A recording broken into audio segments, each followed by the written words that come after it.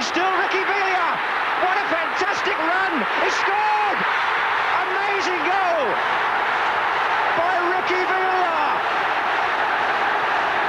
Well, that, of course, was the famous goal that gave Spurs victory over Manchester City in the replayed final of 1981. And today they meet in the Cup for the first time since then in this quarter-final. You can hear the atmosphere here, of course, and we're looking forward to a great match. Now, with us today, Alan Hansen and Jimmy Hill. And, of course, Alan has tipped Manchester City to win the Cup. So, first of all, they've got to win today. How are they going to do it, Alan? I think Niall Quinn will be important for them, and it's imperative that Manchester City use him in the right way. I feel that here they're a better side when they're passing it, moving, getting it wide, putting quality crosses in the box, him getting on the end of it and making goals. So sometimes watching them here, they try and use the easy option where they just bombard them all the time.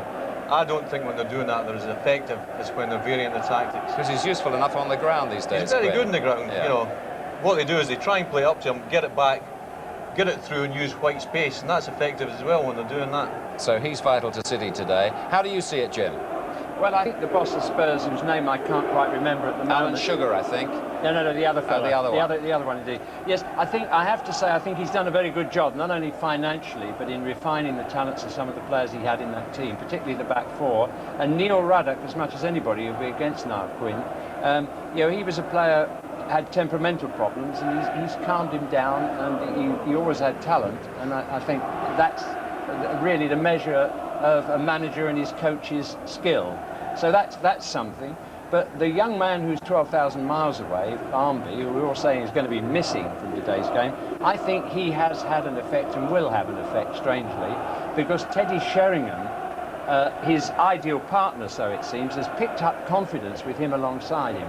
And although Barmby's not there today, the confidence still is there. And he's the man, I think, that City will have to hold if Alan's prophecy is going to come true. But you're edging towards Spurs, I take it, are you?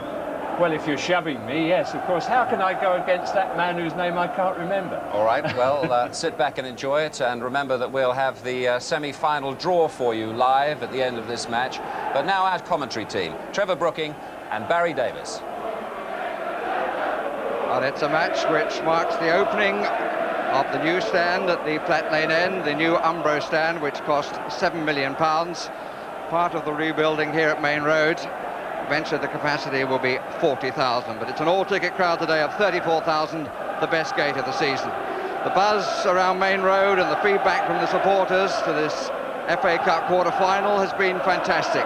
It's a very glamorous tie, and it's not surprising it's been chosen for live coverage on BBC television. Not my words, those of Peter Reid, the player-manager of Manchester City. So let's have a look at Peter Reid's chosen team. A disappointment for Ray Ranson, because he would have been the only survivor from that 1981 final. Interesting that Peter Reid, who hasn't been playing recently, has put himself on the substitutes bench. As for the lineup of the starting 11, here's Trevor Brooking. Well, it should be a fairly straightforward 4-4-2. Quite a new look central midfield there, not that much experience, Gary Flitcroft and Fitzroy Simpson, but they look very good the last few games, so it would be important for them to control that area if they can. And then of course you've got Sheeran, number 8, up there with Quinn, but they sometimes interchange with White during the game. He goes wide and White comes in and tries to use his pace down the middle. As for Spurs, well, I'm sure Terry Venables and the coaches Doug Ligamore and Ray Clements have been thinking all week what to do about the absence of Barmby. They're including in their lineup Steve Sedgley, who was back on Tuesday after being out 4 months with cartilage problems. But in the end, the decision is to be positive about the absence of young Barmby. Yes, Sedgley is actually preferred to Andy Gray to do the anchor man in midfield now that David Howells is out injured. But interest will be that rather than leave Sheringham up isolated, they've decided to push Darren Anderton up to play 2. That enables then Samways to join from central midfield, as he's much more effective doing rather than being a second striker. And Paul Allen will be on the right-hand side, I think keeping an eye on the forward runs that left-back from City, Terry Phelan, likes to make. That's the other team with all the young mascots, the 2 skippers. Gary Mabbott on the left, Keith Curle for Manchester City on the right. Their big day is over. Huge expectation.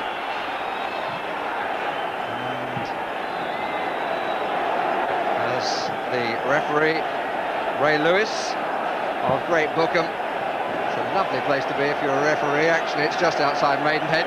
He's ready to get the match underway. And it will ask a lot to match that final in 1981. But the contest does look a natural. Peter Reid, I'm sure, will be hoping that he doesn't have to bring himself on, and sitting alongside him is Tony Book, the last man to hold up the cup for Manchester City back in 1969. Away we go. Spurs in the yellow strip. City in their usual colours. And the first free kick goes Tottenham's way. Pitch was flooded yesterday by the groundsman, Stan Gibson.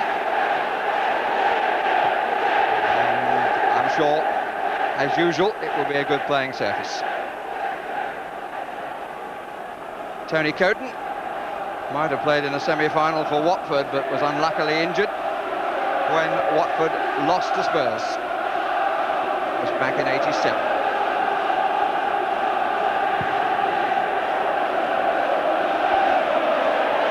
Flick cross head. Underneath it was Neil Ruddock.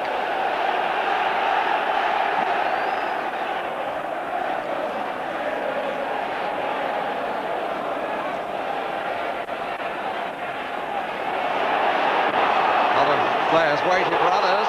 Here's White and here's Quinn. Didn't get it quite as he would have wished. But there was a certain hesitancy among the Tottenham players, and suddenly there was White free on the right. And here's a man who will be in contest with Quinn, Neil Ruddock, whose importance to Tottenham has been made clear by recent results. Indeed, in 94 minutes of football against Wimbledon and against Sheffield United, Tottenham conceded 8 goals. It's interesting when Quinn got that half chance, it was just a bit too high for him. He's playing quite a lot on the left-hand side up against Gary Mabbott, trying to sort of make Spurs make a decision. Ruddock likes to play on the left-hand side, and at the moment it's Mabbott who's marking him. Away by Fitzroy Simpson. Ruddock again. And here comes Mabbott to mark him. But there's quite an advantage in height, but then Quinn has that on his people.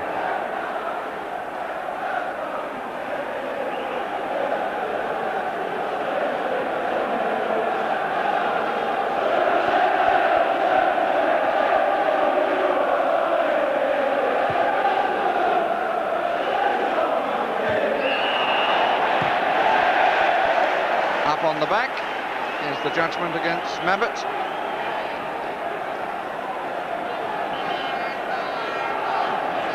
One of the writers in the programme today, Tommy Hutchison, who of course scored for both sides in the first match in '81. Free kick again. Of course, the captain of the Tottenham team had the same problem in 1987. When Spurs lost to Coventry.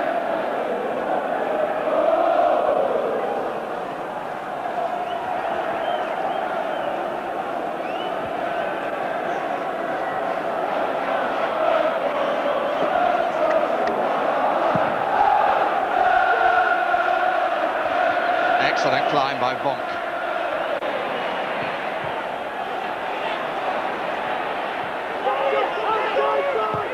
Phelan.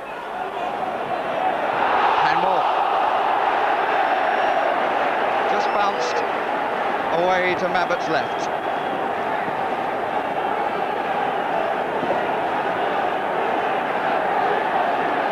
Bonk has gone up on the far side. And a bit of push and shove. Nothing too serious. There's Bonk in the middle with the short haircut. Quinn behind him. White. It's rush hour time. Look at that. And it's curled on the other side instead. Holden, good nod down, Sheeran, Simpson, 2 came at him. Sedgley.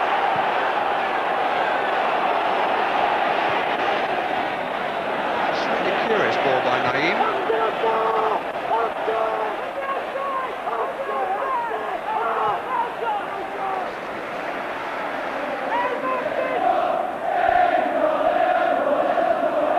Quite a lot of switching already up front. White now going back to the right, having come to the left for a little while. That's too long from Simpson.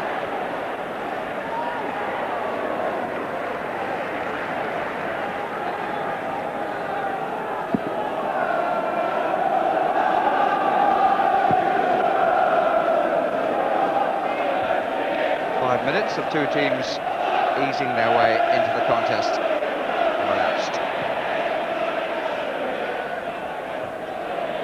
Curl's header on by Flitcroft, but for no one in particular.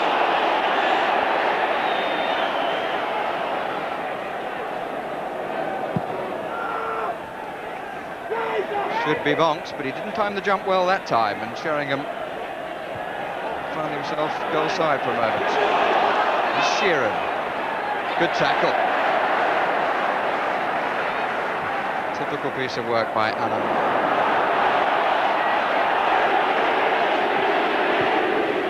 Naeem trying to search out Anderton. Needed to be a good header that time from Bonk. It's Terry Phelan. Offside. Quinn caught napping. Been practicing avoiding the offside trap quite a lot during the week. Not surprised, because Spurs are quite renowned for pushing up like that just as Phelan trying to play the ball, and of course that's what makes it difficult, or will do today, for City to play that passing game that Alan was mentioning before the kick-off, and that was why in the end Terry Phelan played a hopeful long ball, and that's what they've got to avoid if they're going to control this game at home. Get off it!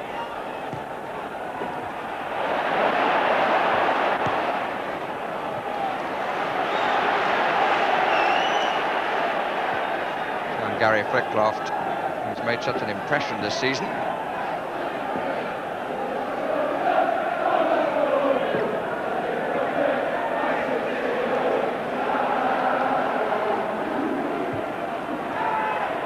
Paul Allen. He thought he was pushed off it, but just the throw. Phelan to Vonk. Curl available. Hill on the right side. Flitcroft forward of Curl.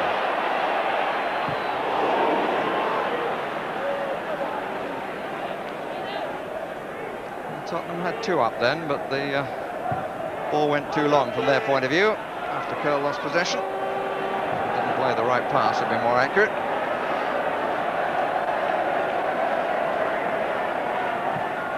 Curl. Holden. Quinn unsure where to move to, it would seem. Now they've got 2 against 2 in the middle, but the cross is too close to Torsby.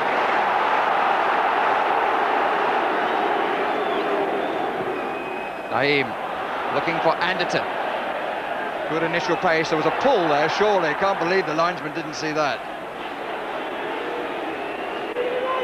Sheringham waiting in the middle. Just in Edinburgh. Also missing from the 6-0 defeat by Sheffield United. So I must say, I don't think it's too relevant to this contest. Tottenham tend to be a different side in the cup anyway.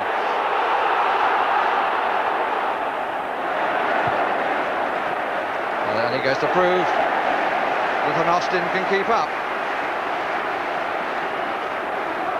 You mentioned the 6-0, and as you say, it could be looked on as a one-off. What I think was important was just for the first 15 minutes, Spurs to look solid, get that bit of confidence that might have been put in question by that result, and that's what they've done. And at the moment, you know, both defences have been on top.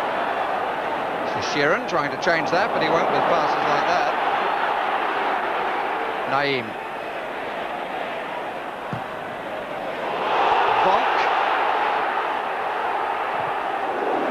Carefully watched by Torsby. Just a hopeful prod forward by Bonk. Offside flag has gone. much late in the day. That's that interesting decision when a player's coming out, sort of not going to be involved in the play, and it goes to another forward. The linesman had his flag out, so Spurs defenders stopped. Shouldn't they allow that to play on? I think myself. Tackle by Andy Hill. And good distribution too. White, Simpson, Holden out to the left. Phelan on the overlap. Quite enough pace on the ball. Simpson. Tottenham all back bar 2. Phelan might make that. He does. And Sheeran scores.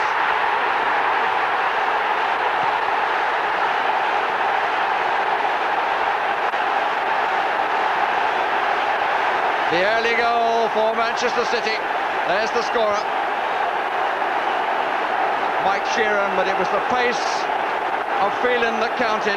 It was a good cross. He came in, he wasn't marked, and he found the low corner. You see here, both central defenders go with Quinn. Ruddock and Mabbutt both with him. Sheeran comes in late. Edinburgh, the fullback, has to come in to try and help out. But it's Terry Phelan, loves to get forward. It's a terrific cross. Takes out the two central defenders, and Sheeran heads down with Torstvedt no chance. So after 10 minutes of the 10th FA Cup pairing between these two, Mike Sheeran gives Manchester City the lead.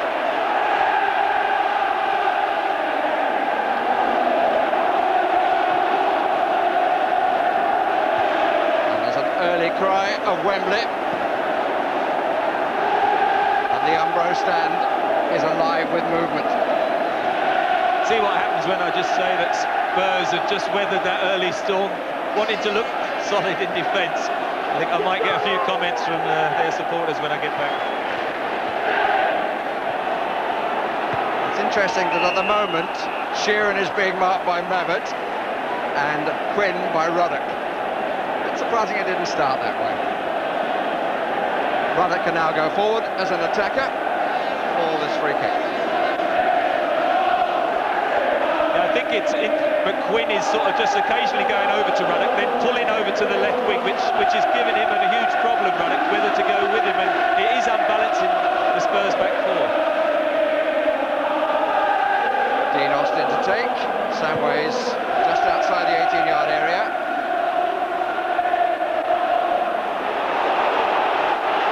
This is Hill. Good running by Sheeran, but he's got a long way to go. I mean, it's at very early days, but for the neutral, it's a goal at either end that you want, isn't it? Because there's such good attacking sides. You do feel now we've got a cracking cup tie on our hands. I think particularly, Trevor, because Peter Reid's side isn't the sort of side that would sit on a one-goal lead.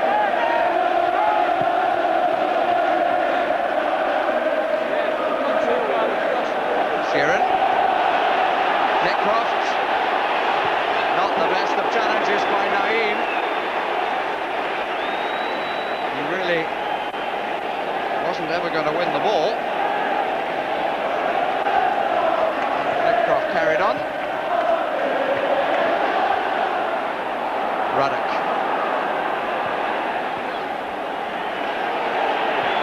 Good running by Samways. Good strike too, and a good stop. Excellent start from Vinnie Samways, who in the two Tottenham victories here in the League and in the League Cup has played well on both occasions, indeed scored the one goal that gave Tottenham the victory in the League Cup. It really was a good strike and a good stop by Tony Coton. Good flick. Sheringham almost got on the end of it, then Ruddock, and he got the deflection for the corner. Good immediate riposte by Tottenham. It was Ruddock who got that first touch at the near post, and good defending by City.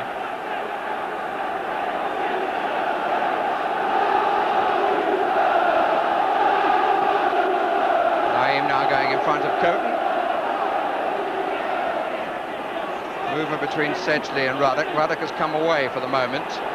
Sheringham is just to the right of the penalty spot. And Ruddock won't reach it because Rick Holden got up well. Second chance for Anderson. Keith Curle this time. Curle once more. Calmly done.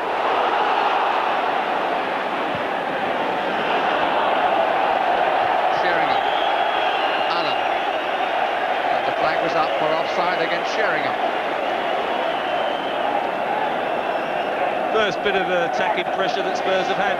The break by Samways, that was the idea of pushing Anderson up with Sheringham, because it allows Samways to come between those two forward strikers, and then the flick on at the near post. But first attacking glimmer, should we say, for the North London side.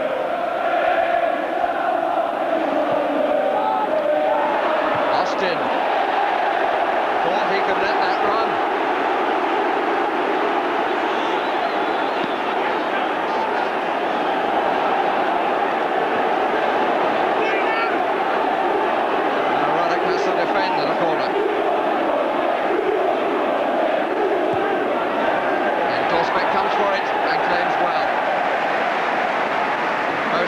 Supporters in the stand behind him.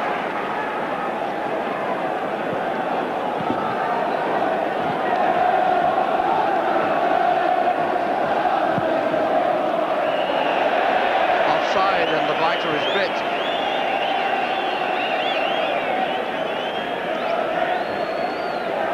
One hopes, though, it's not going to become a habit.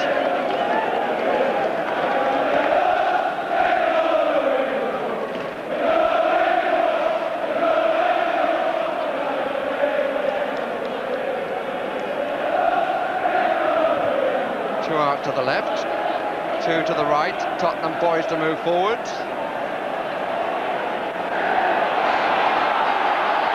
That's the reason for the delay, and it's played short as a result of it. Tony Cope. Quinn got ahead of Austin.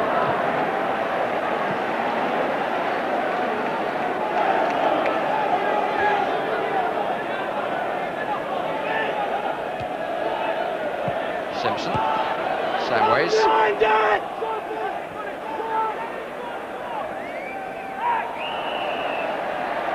And obstruction given against the Dutchman, Bonk.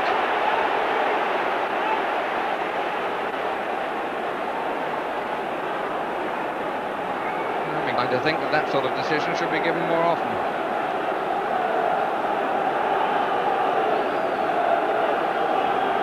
So Ruddock in the van again, just on the 18-yard line. Maverick up as well with Sheringham. Anderton hasn't got it right yet. Austin, offside.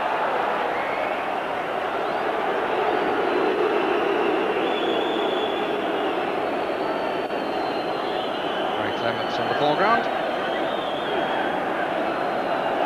And Doug Livermore just behind.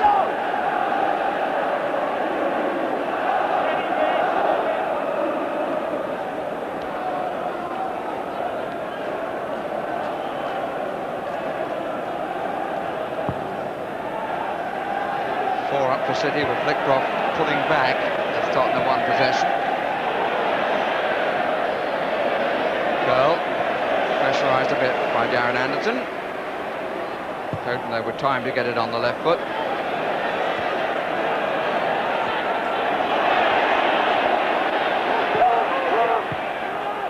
That's well done. Sheringham just onside. Slip by Holden gives him time and room. Oh dear, oh dear.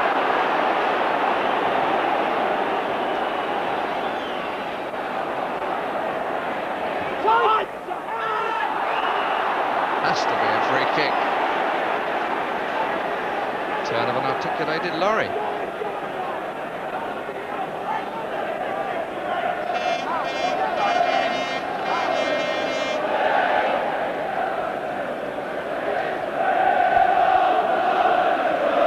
Ruddock stays back, but Maverick has gone forwards. And they look for him. Naeem, just a question of getting up, but he was never going to direct a header. City have all moved up and got back to cover.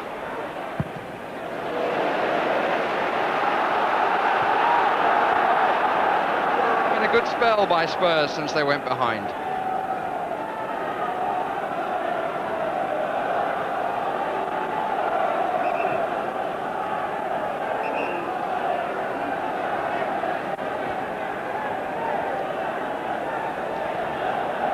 Sedgley with the long throw.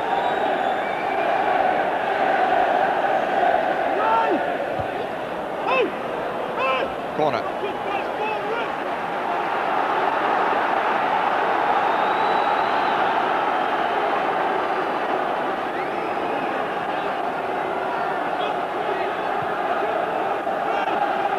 Sedgley has taken the near post position. Naeem on the far.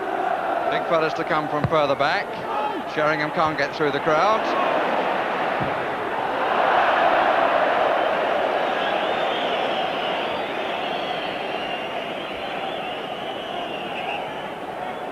As you say, Spurs have got to be patient, haven't they? Not panic to concede in that goal. Got plenty of time to get back into it. Although they've had spells of pressure, the final ball hasn't been very good. That's just let them down at the moment. Terry Venables has seen the need to come down to the tunnel.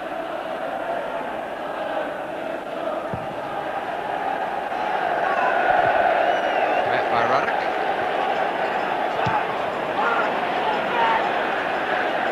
Bonk watched it carefully. Needed to. Ruddock.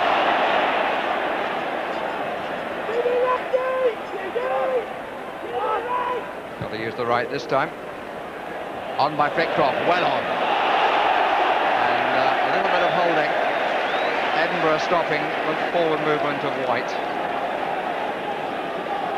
They missed the 6-0. Edinburgh had a knee problem. Probably rather pleased he did.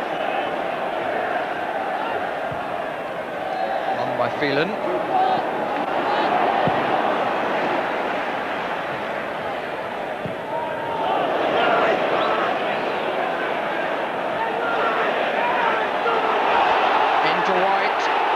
Sheeran, far post is Quinn. Ball wasn't long enough. But again, Quinn have found a bit of space towards that far post on that left-hand side. A couple of games I've seen previously, they've marked him very, very well, Ruddock, but this time by pulling him wide, he's getting that bit more space.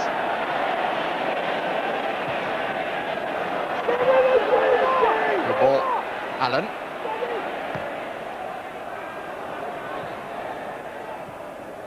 Holden. Just a bit too strong from Quinn.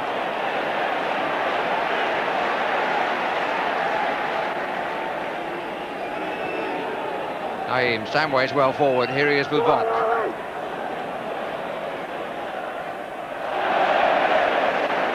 Confidently done and competently done by the Dutchman.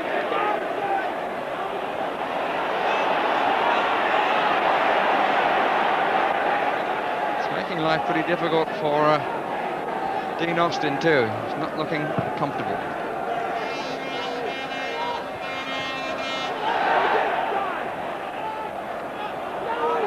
Sedgley. Flitcroft, well pulled down. Well used too. Wanted it back, didn't get it. But that's a more positive ball. White.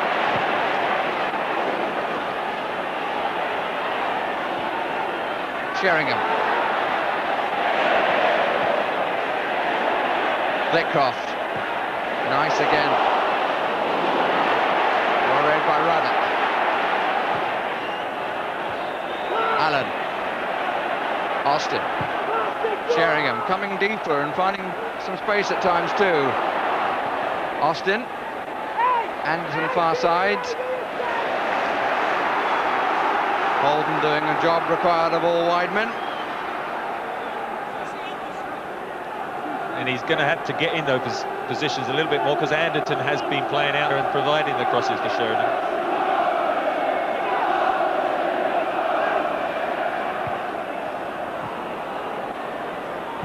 Here is Anderton with the cross.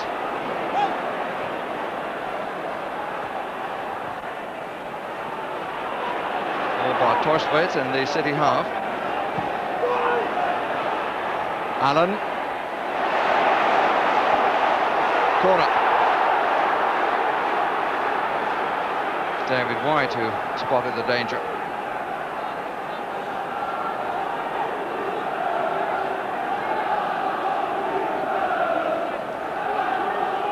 Sheringham again coming from slightly deeper, met by Flitcroft.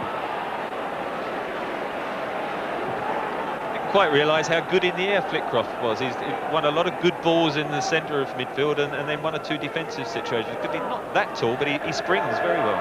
It's the hairstyle, you know. I don't think I'd even have that because of the hairstyle. Naeem, good shot, score!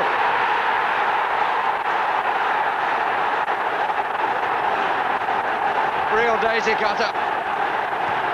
And Tony Coton was, I think, moving the other way, came through the crowd.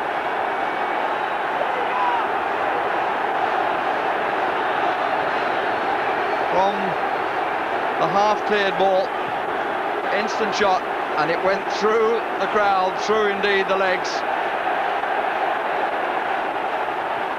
And looking from the other side, the legs, I think, belong to the skipper, Mabbott. But it'd have to be Naeem's goal. It was a sweet strike, wasn't it? And through 3 players, I mean, Coton, all right, near the middle of the goal, but I don't think he had any chance. He wouldn't have seen it until it went past. Here's Sheeran, who scored the first goal of the match. That was in the 10th minute, equaliser in the 25th. Hill, Flitcroft in the other box.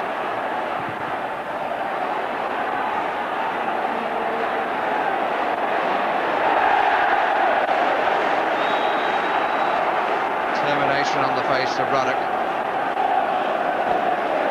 And Spurs supporters feeling a little happier with life. Flitcroft, Quinn. But the flag was up.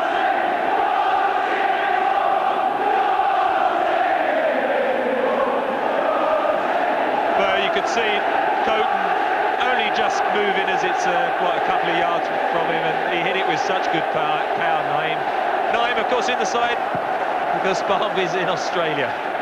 Strange twist of fate, that. Only his second goal of the season.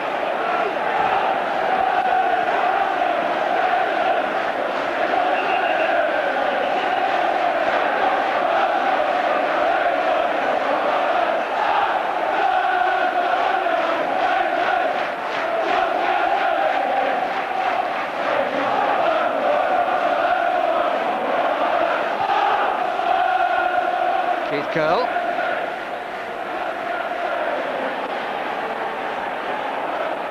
Anderton going with him.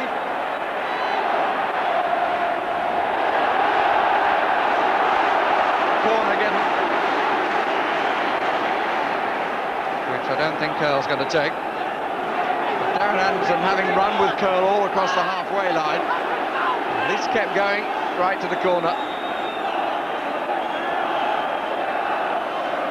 Holden with the in-swinger, Quinn on the near post, Sheeran behind him, White further over. Bonk being watched by Mabbott. And Bonk got up but couldn't direct.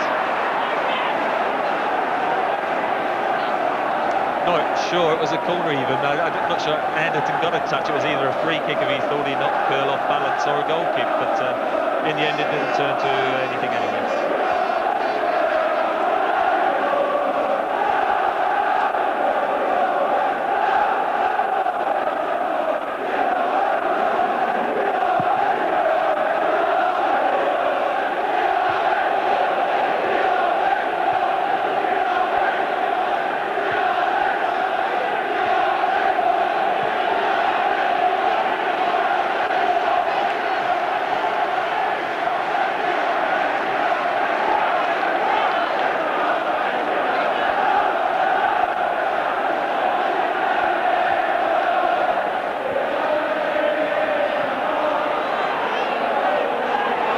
Simpson.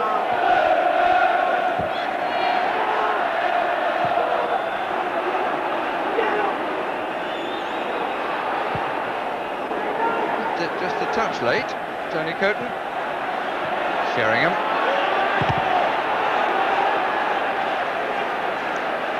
thinking that Naeem has done well for Spurs in the FA Cup. It was he who came on when Paul Gascoigne had to go off in the final of '91. And Spurs, of course, went on to beat Nottingham Forest.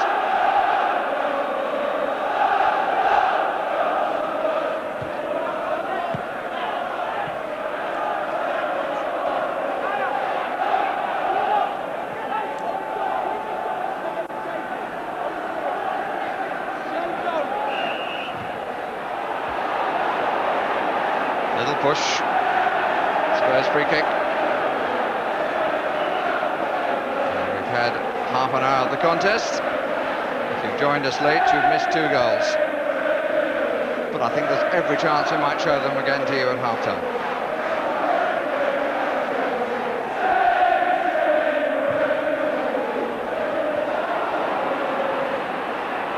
Well, more kindly for City. Sheeran. Holden would need to change up about 3 gears.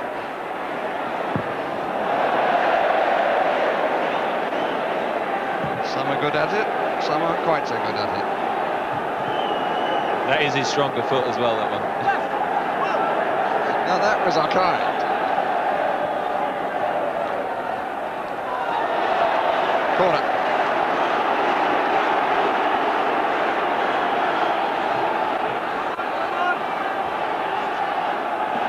Wonk is forward again, just into the area. Sheeran near post, further back is Quinn. Flitcroft, blocked by Naeem. And then a foul by Flitcroft. Ruddock wasn't too pleased with Ray Lewis's decision then, because Tottenham did seem to be breaking out, but the frown changed to a smile.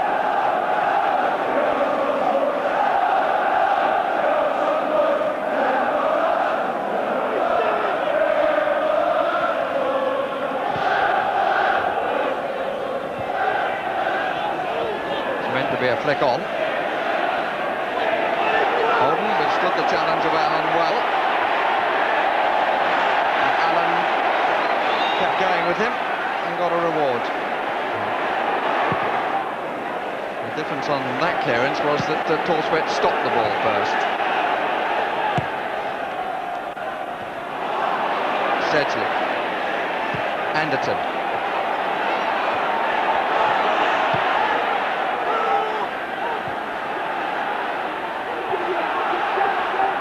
Making life a little difficult for Curl again, as Darren Anderton. It's got to be offside. Come back well though, Spurs. After conceding that goal, put a bit of pressure on, got level, and City just giving the ball away a bit more now than they were in that opening spell when they got ahead, and confidence just, I think, knocked back a bit by the equaliser.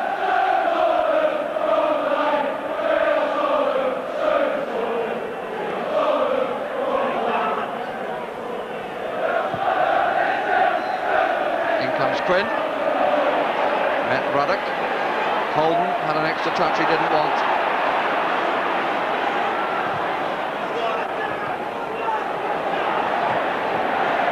So Darren Anderton is working really hard to make up for the absence of his young colleague. Here's Sheeran. Got a bit stuck under his feet. Home crowd wanted a free kick. Mr. Lewis, who was right on the spot, said no. Sheringham. Good running by Edinburgh.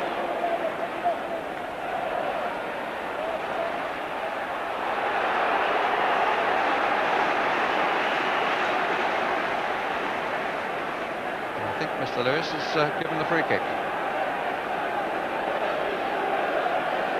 Ray Lewis, one of 8 referees who are being allowed to go on past the age of no return, and his quality this season suggests that he should be allowed to go on further. Still hasn't done the cup final, which is surprising. That's a goal kick.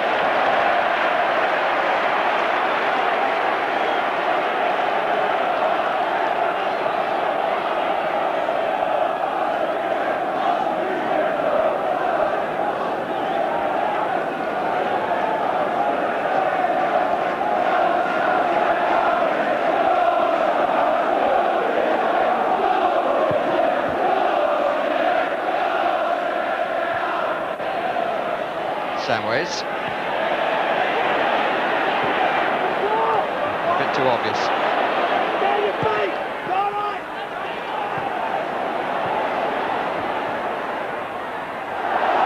Goal kick.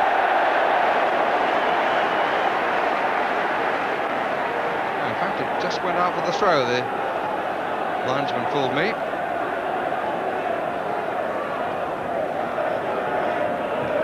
Ten minutes to go to half-time.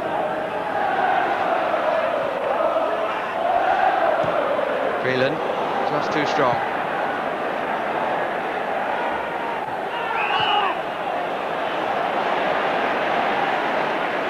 One other interesting feature for me in the match, Trevor, is that Tottenham, against a young Manchester City side who clearly feel they're on the way up, have matched them for industry. Well, I think quarter-final of the Cup, you don't need any sort of motivation for effort as such, and they've done very well. I think City, I mean, the goal that they got came from a Phelan cross. Other than that, White and Holden, who are the two wide people, haven't been able to get in good positions to get the crosses in, and that's why I think Spurs have been very effective now at restricting the chances since the early goal.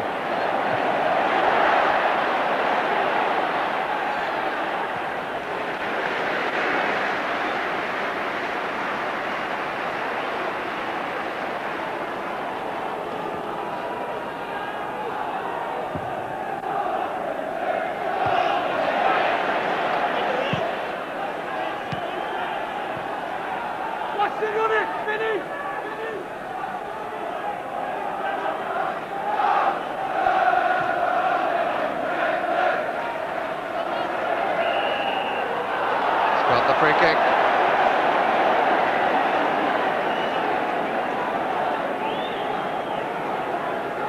Likes to show skills on the deck now, Quinn.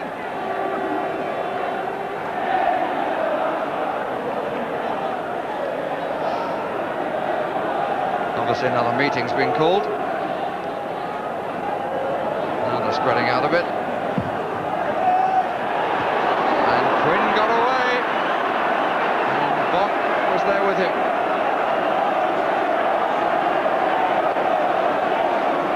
It's probably a pity Niall Quinn got the first touch, actually, because the man coming in behind him would have been better placed.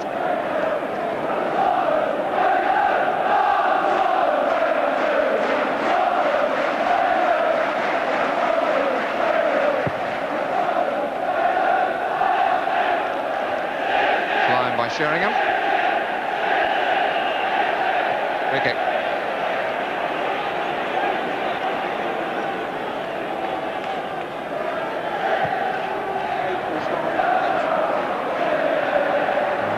Bonk has a problem.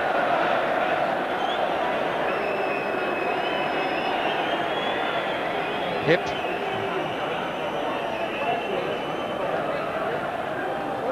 Peter Reid, who's one of the two substitutes.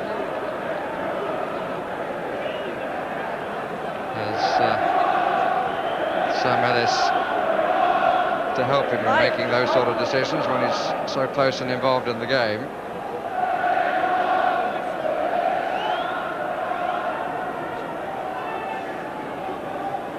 Well, I'm sure he'll carry on okay, Bonk. I think he got the knock in the attacking free kick at the other end, but I think if he did have to make a change, I think it would be more likely Ranson to come on and then Hill could switch to centre-back, but I think it's just a knock on the hip like that will only be very sore this evening, but it's one of those things that you can run off during a game. While he was getting treatment, we saw a fairly animated conversation between Tottenham Supremo and the two men in charge of running the team under his authority. Good shot by Torsvet, one presumes.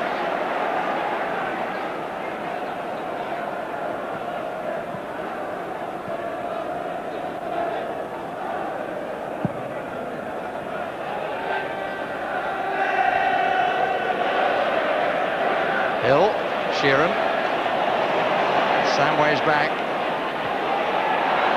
That's a poor clearance by Ruddock. Holding White coming inside. And they're really not getting too far in this attack. They might now from the free kick. This speed with which Vinnie Samways came back then is typical of the industry of Tottenham's midfield. Young Simpson and Flitcroft have been well matched so far.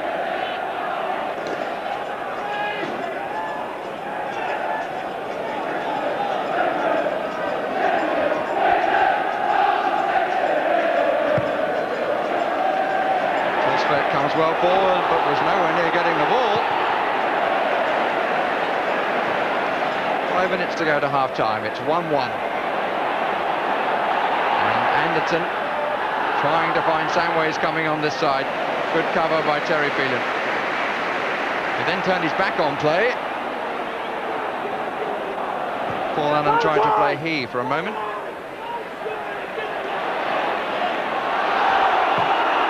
Okay.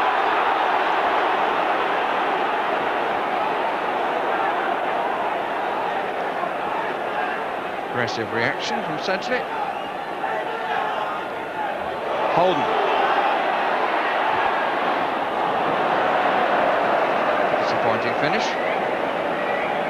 He's only got in those situations, what, 2 or 3 occasions, and each time he's knocked it sort of too near goalkeeper torso. It's very unusual because he's got such a good left foot, normally such a good crosser of the ball, but not up to now.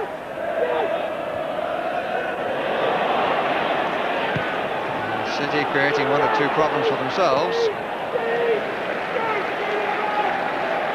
Peter Reid will be quite pleased when half-time arrives. His side started well, got the early goal, but really since then Tottenham have looked the better side. There's Darren Anderton. Free kick for the obstruction.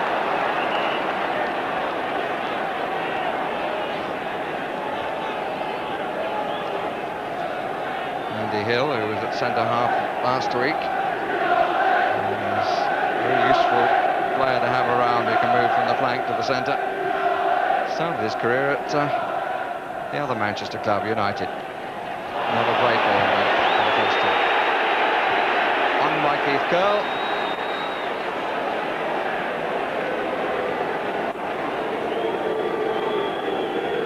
He's rather dropped out of the England reckoning lately.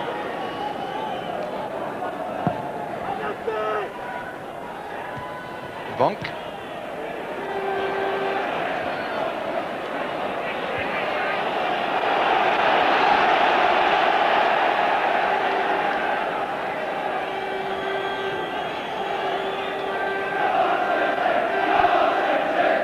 Nice touch. Now time and space for White. Sheeran. Oh, goal kick. So from White's cross, Sheeran got ahead of Mabbutt.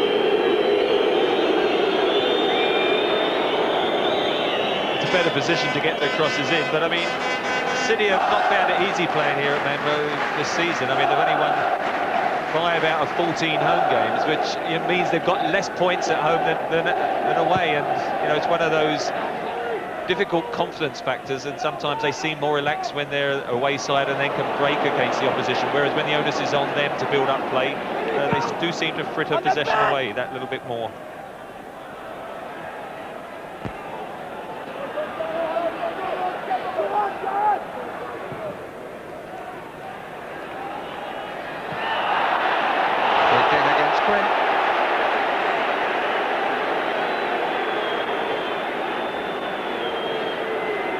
Samways.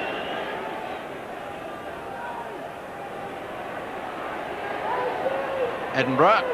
That's good positioning by Sedgley, who scores. Well, he had any 1 or 3 to pull the ball back to. Didn't bother about that, and Tottenham had the lead on the stroke of half-time. Manchester City went to sleep. Neat ball in. Good run, nobody is close enough to him. Coton tries to narrow the angle and is comprehensively beaten. Well, the young midfield, you see Gary Flitcroft, he ran behind him and Fitzroy Simpson didn't pick him up. He actually looked back for the offside. You've got to stay with the runner. As you see here, look, he goes between the 2 young lads. He's got so much time and space on his favoured foot. Coton, no chance. And the an excellent ball by Justin Edinburgh.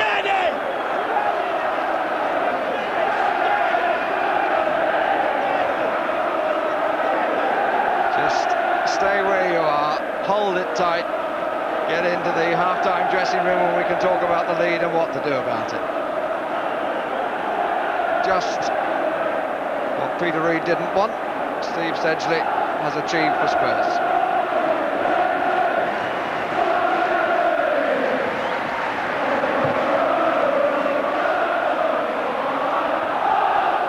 On by Sheringham, and a last-ditch header, but it was a free kick anyway against Anderton.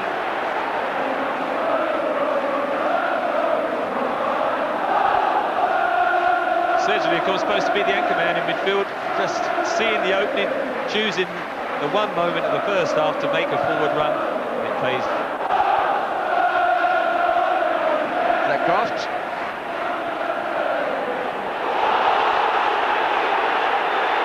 Well, the referee said that was shoulder to shoulder, but it was a little unlucky on White.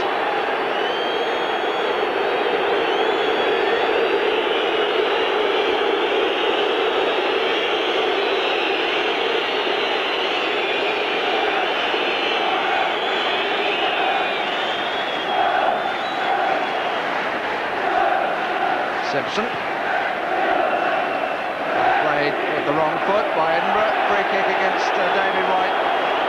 It was a bit of a follow-up to the previous incident, I think. But he and Rick Holden really haven't been factors in the match so far.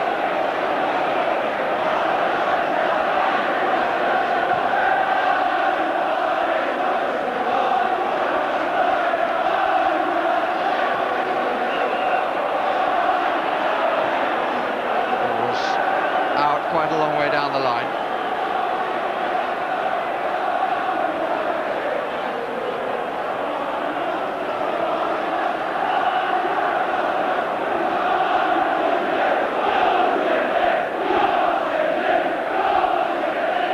That's too much for Samways. And City come off on the wrong end of the score. Naeem equalising Sheeran's early effort, and then Steve Sedgley putting Spurs in front, and quite a lot for Peter Reid to do in the dressing room at half-time. And among his considerations, I suppose, has to be, do I bring myself on? Because there was a lack of experience certainly around the midfield for much of that half, particularly at its closing. Half-time, Manchester City 1, Tottenham Hotspur 2.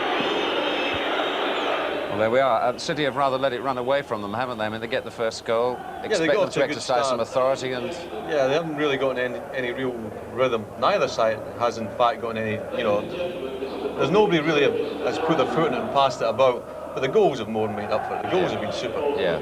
Disappointed with City so far, Jim? Well, yes. Yeah, having had that good start, but I don't agree with Alan. I think I thought Spurs were really showing some of the traditional football for which the club is famous. I mean, they seemed to be getting control of that game, playing the ball along the floor, and it wasn't a surprise really to me. You know, when they got their goals, yeah. They looked a better combined unit. City have got some emerging talent here, you know, one or two players and some rugged players. They did score first, though. Refinement, they did score first. Have a look at it, Alan. Yeah, they got off to a good start. Fitzroy Simpson plays a good ball down the line, good movement from Terry Phelan. And this is what City haven't been doing, is getting quality crosses in. The two central defenders go for Quinn, and Sheeran comes in far post, and he scored many a goal like that. Terrific header, and beats Torsteds into the bottom corner. But the movement is good. It's a good pass from Simpson, good movement from Phelan. And again, the ball into the box was half decent, and that's what City haven't been doing. The two central defenders, as I said, go for Quinn, and Sheeran comes in late, and a very good header into the bottom corner. We would have, and then we would have hoped to have seen more of that from City, wouldn't we? Those kind of moves. The wide men haven't been the best at getting the ball in the box for. All right. Now, Naeem's goal was sheer quality of touch, wasn't it? Quite great timing and beautifully taken. But it was a throw in there from Austin. It's Sheringham who gets beaten. Sheringham gets beaten there, and it's a half volley. I think it went through Mabbutt's legs there, but it was Sedgley who made the original throw, and you can see Sheringham makes an attempt, forces a bad clearance, but look at that, half volley, bump, just as it comes off the floor. Slight deflection? Well, it may have done, and maybe the goalkeeper's unsighted, but I wouldn't blame him for that. That was that was so enjoyable to watch. Yeah. Lovely shot. Now, Sedgley back in the team today. Nice return for him. Nice return from him. And as Trevor said, he's really the anchor man in midfield, but bad defending from City here. Keith Carroll, who's had an excellent game, plays him on side. He takes it through and the finish is terrific. He beats Coates and all ends up. Nice way to come back into the team for Sedgley. I mean, it was really a beautiful ball and a lovely time run onto it. I mean, because City appeared not to know what to do about it, it doesn't destroy the quality of the move. It was really a lovely... A bit like the angle of that Giggs goal the other day, wasn't it? That's right, he comes in from the same angle. When Coates goes down to his right, maybe he should have stood up a bit longer there. Bob Wilson would have said he went down too soon, but it's all very well saying that. It's a bit different when a guy's running it with the ball at that speed. I still think the game's a bit scrappy. I think that City have got to get it down. City for the Cup's looking a bit dodgy. Well, there's still the second half to go yet. I mean, it's not over yet, is it? I think they've got the ability to come back into it. It's not over yet, but Spurs are playing better. There's been a Premier League game today. It kicked off a little earlier. Coventry in 6th place in the league at the moment, at home to Everton today. This is what happened. Gerald Sinstadt was there.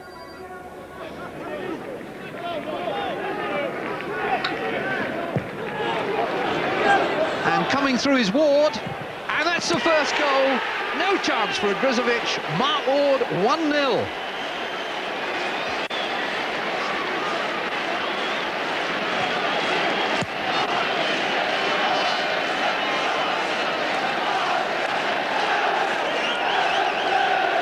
Beautifully hit on the volley, and no chance at all for Grizovic.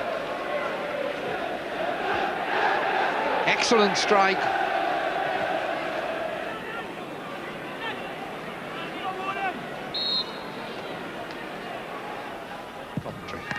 Good touch over.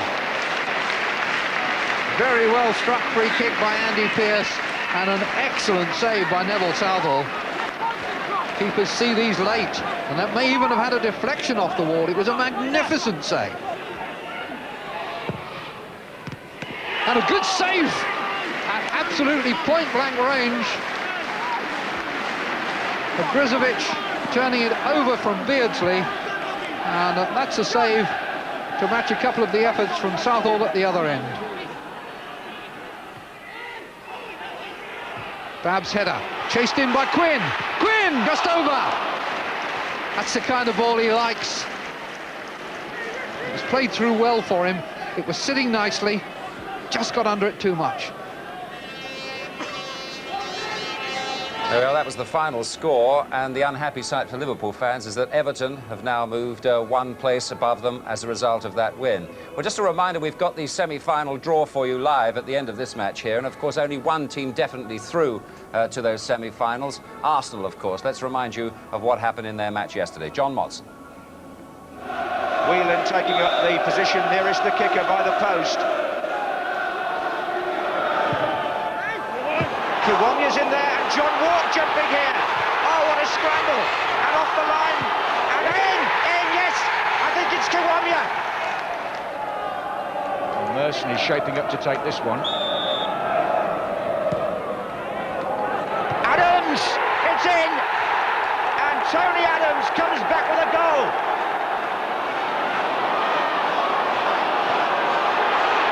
It's right.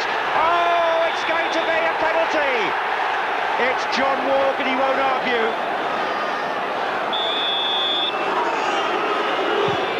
And this time he scores his 50th goal for Arsenal.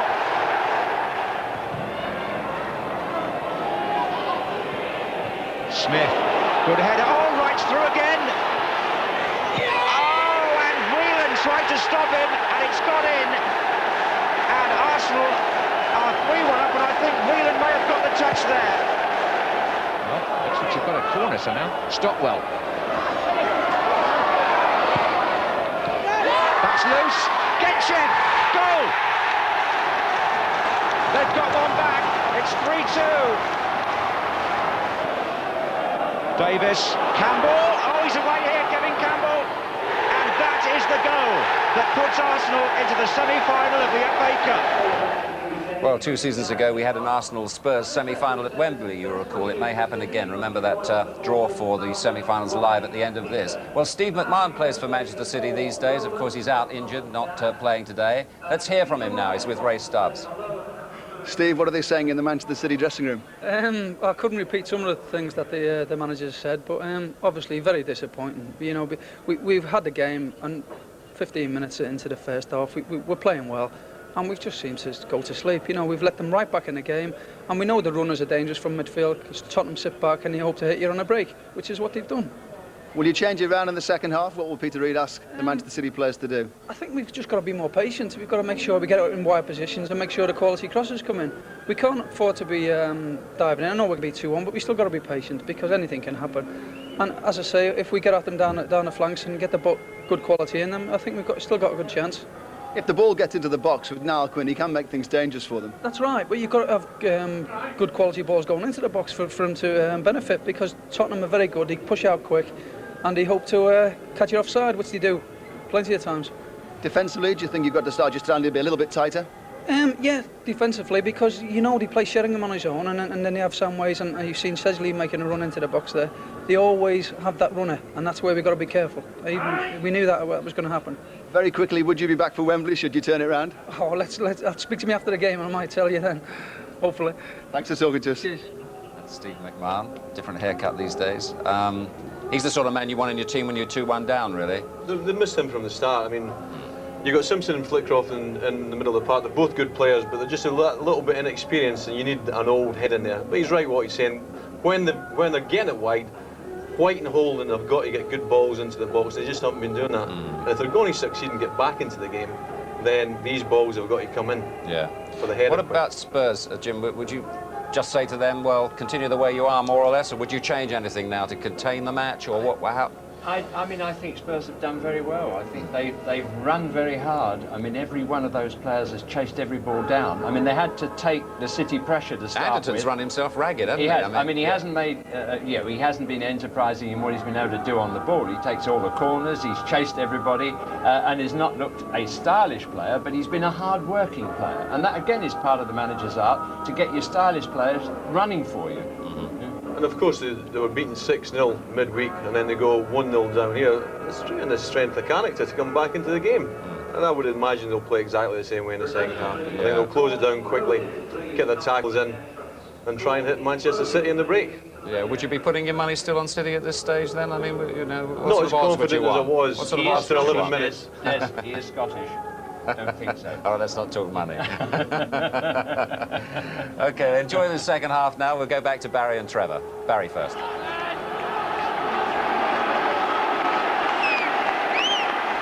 Manchester City emerging from the warmth of the dressing room, to judge from what Steve McMahon said, warm in two senses.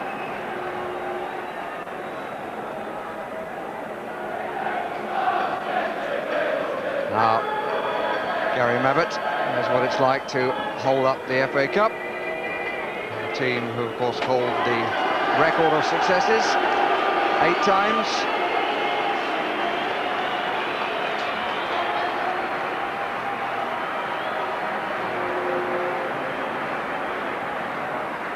At the moment, it's a good Sunday afternoon out for this group.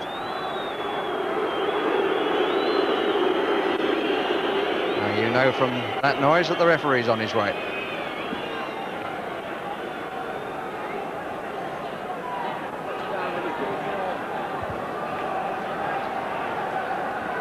Peter Reid, I would have thought Genie's side up and perhaps giving the 10 outfield players about 15 minutes or so to try and get an equaliser before, I would have thought, introducing himself into the fray. Simpson with the first forward ball, met by Edinburgh, whose pass made the goal by which Spurs lead.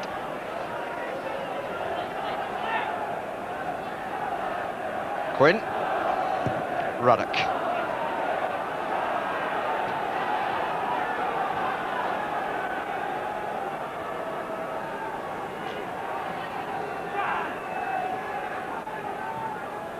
Quinn again. Flitcroft and Hill unsure as to who was going to take it.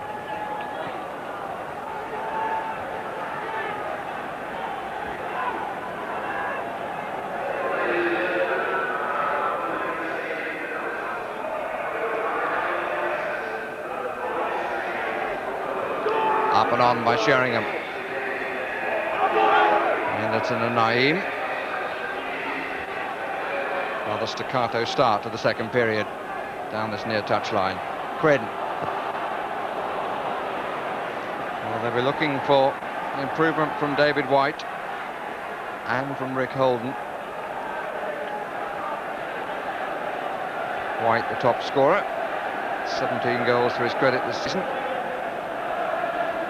David White's one of those players who sort of does, when he's under pressure and needs to do things instinctively, sometimes he does them better than when he's got quite a bit of time, you know.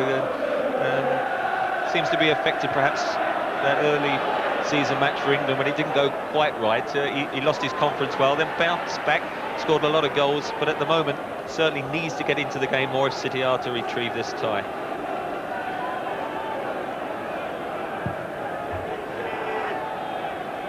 Curl backs away. Sheringham won it, but no problems.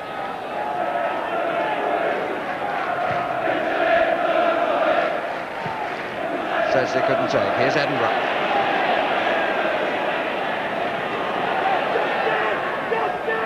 Holden. Whelan continues to run as he did. Produced the cross for the opening goal. Sedgley had to recover that. Samways and Naeem. Tottenham losing their way in the middle.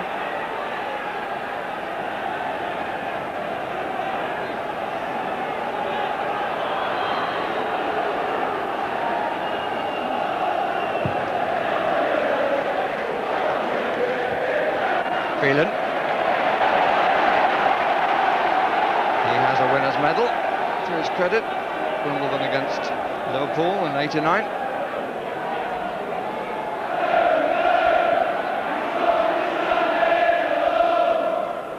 Allen. And he's got him behind Sheringham. Oh, and he hit the post. Naeem scores his second. Tottenham's third. 3 minutes into the second half.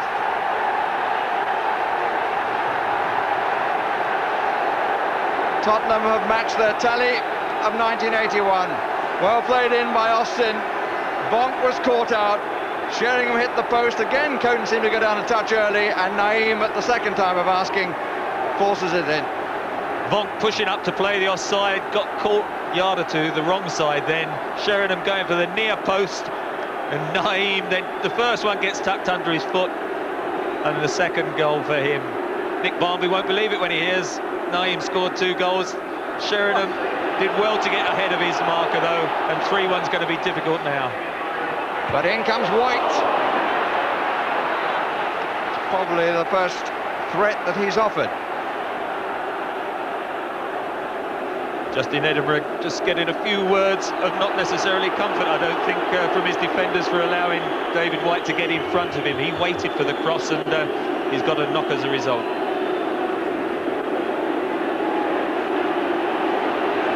Well, he's a Spaniard who's made the most of his opportunity. And Ruddock takes Edinburgh away. Sheringham unlucky. Naeem thought he might be too, but at the second touch, got it in.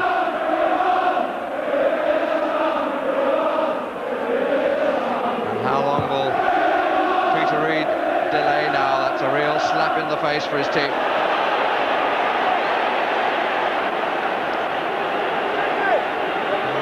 Time practicing against the probable Tottenham offside. They tried to play it themselves then and got it wrong. Very costly indeed.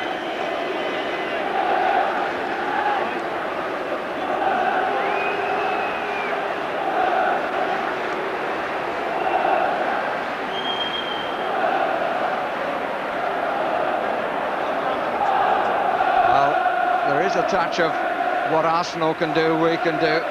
Pressure was on Tottenham from their supporters to match Arsenal and their supporters. But there has been a feeling at Main Road until now that this might be their year to end a dearth of trophies that has gone on for 17 years. And Sheringham finally to his feet. And you could write a caption on the white wall, couldn't you, for Terry Venables? What, 3 goals?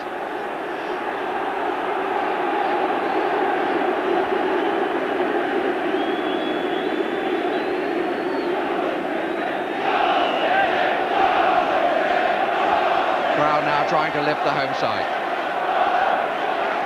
And feels the need to get on the score sheet early if they're to save the day. 2 to pull back. Samways. Simpson. Hurried out of it again. Allen. Now Phelan.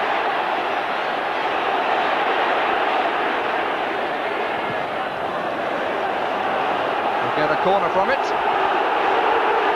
Now the referee will speak to Ruddock about that. The ball had clearly gone and Ruddock will be booked. Silly.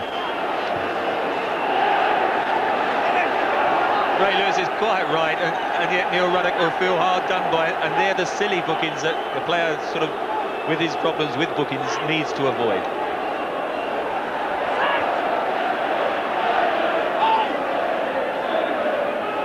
Holden take the corner. Quinn just outside the 6-yard area. Bonk. Away by Samways, and not a good challenge by Fitzroy Simpson, who took Samways at hip height. Crowd think the player's continuing, but it's not. So much noise around Main Road. Play well, Vinny Samways again. As you said a minute or 2 ago, I mean, Peter Reid, all the half-time team talk, 2-1 down your side, and you try and then organise them, lift them to get back into it, and then to concede a 3rd goal so early in the second half, and all his thoughts then go out the window.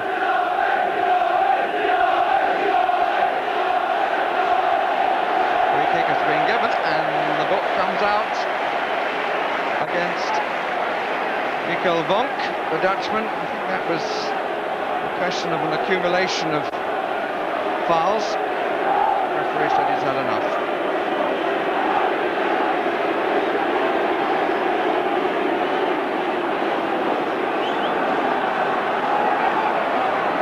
Essentially to the left, so they've got one man in the wall, Naeem, and the referee is to face out the wall. Tottenham's request, which is the reason why the City supporters are irritated. Could be a moment of glory in the mind of Neil Ruddock here.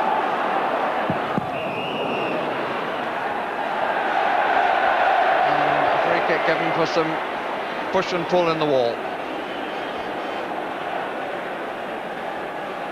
Just getting a bit niggly now, isn't it? And Ray Lewis is going to need those extra pair of eyes, I think.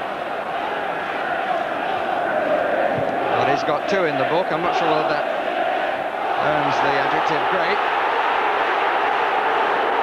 Down is Quinn. City fans don't like that. Flickcroft. Referee looks closely at it. Here's White. Man over is Quinn, but not there.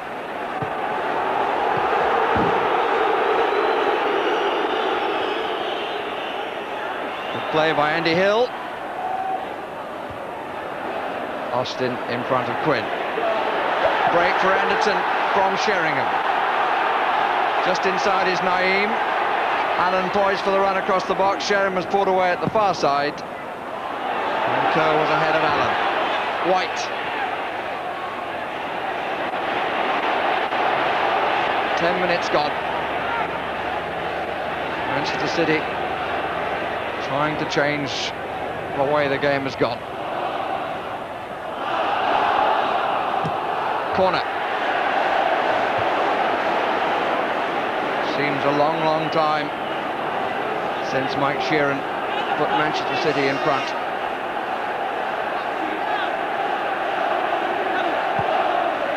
In it comes, and is held at the second time by Torsmet.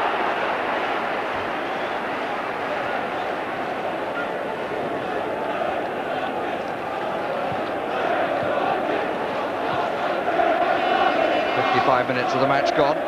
Spurs 3-1 to the good.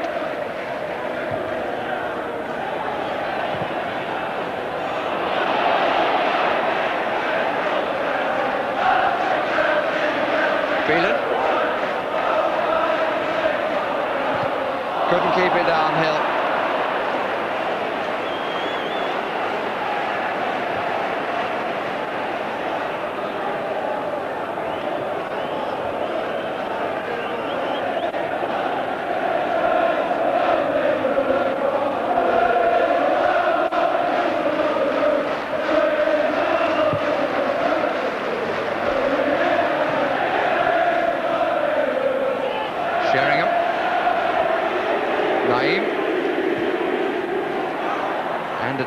Ever willing to run.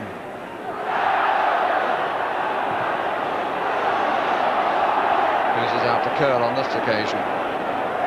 Simpson. Curl and Naeem just for a moment looked at each other.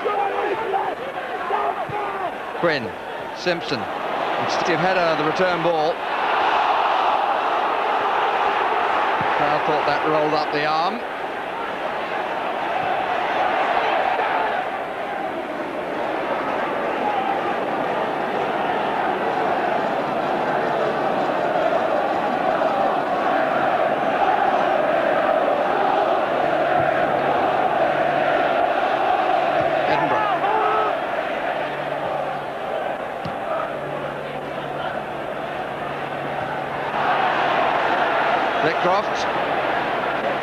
Holden come in a bit, use the width in the way they usually do, Manchester City.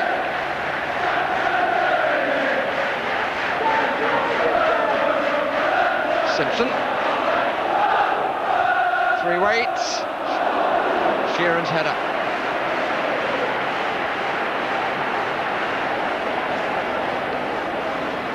The Phelan-Holden partnership down the left-hand side, which did produce just the one cross, hasn't had a lot of opportunities then to create others, and I think a lot of credit of Dean Austin, who had a sort of uncertain first 20 minutes. Is Paul Allen, who's helped out enormously down that side, number 11, just playing it wide now.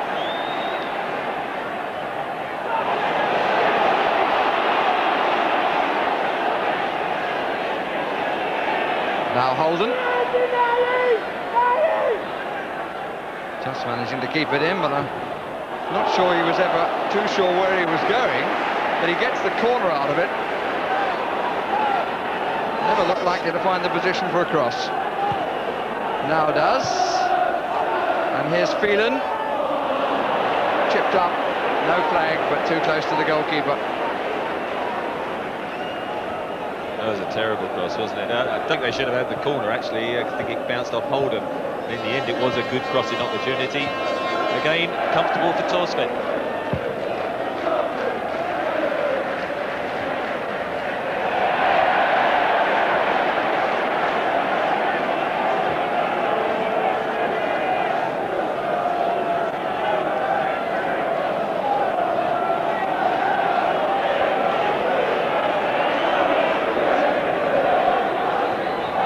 On by Sheringham.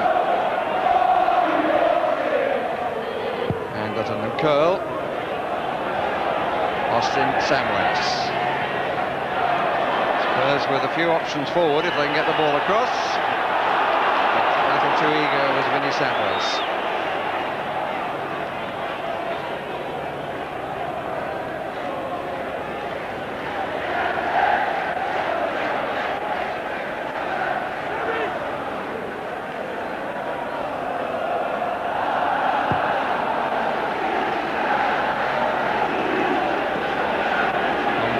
But Spurs won't mind too much if he wins the ball in the air there. Phelan. The flag is up for offside.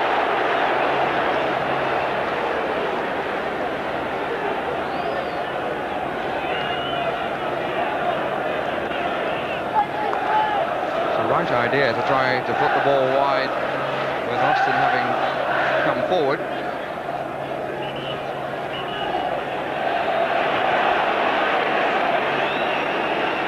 Spurs seem to be arguing where the offside was. One wonders why they care as they got the decision.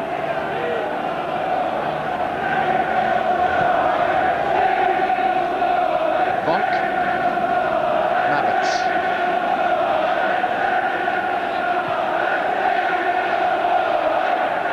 Again, Anderton making life difficult. Mostly side foot, that clearance. Sheeran. Quinn. Sheeran.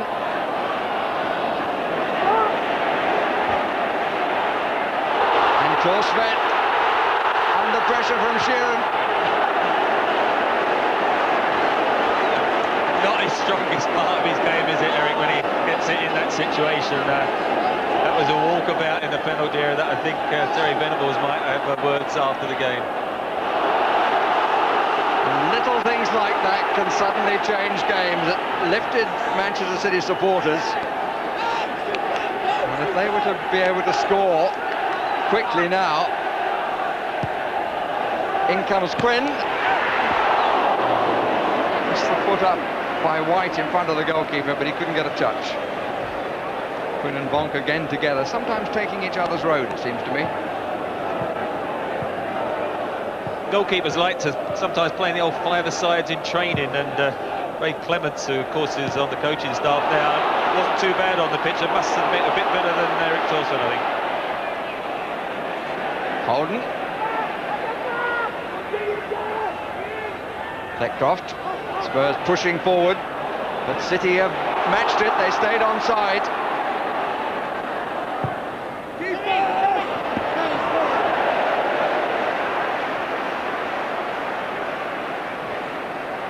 Korsvet would do well to take as long as the referee will allow him, because that incident certainly gave a little fillip. And Ray Clement saying, calm it down.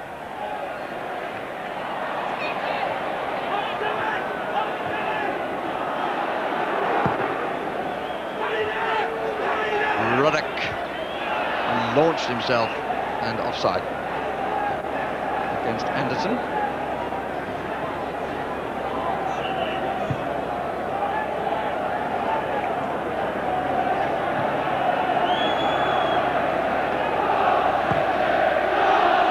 Prayers being offered, I think.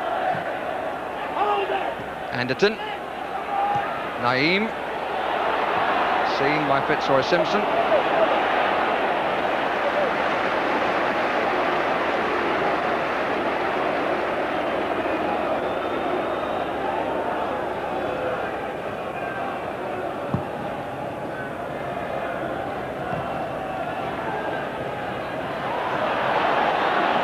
Fleckcroft. Good cover by the fullback. Just in Edinburgh. 1 of 6 in Tottenham's last winning side, playing today.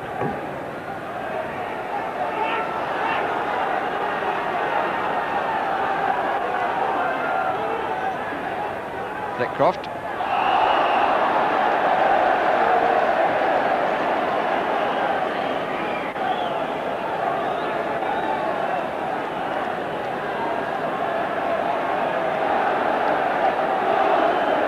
Bonk is forward, joining Quinn, Sheeran, White.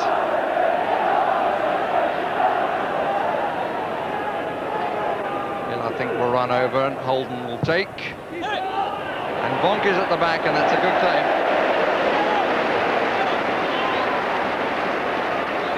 He's come out and taken a few good ones, Eric Torson. Some goalkeepers are a little bit apprehensive of coming too far, but apart from one which Quinn got a back header in the first half, he's done extremely well.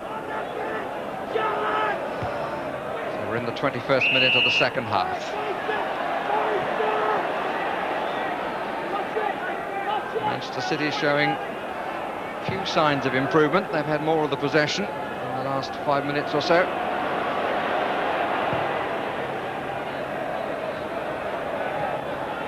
Bonk. Holden, got 2 to beat. Play by Samways. Flitcroft. Quinn. Flitcroft. Deflected, and here's White. 4 up to be found.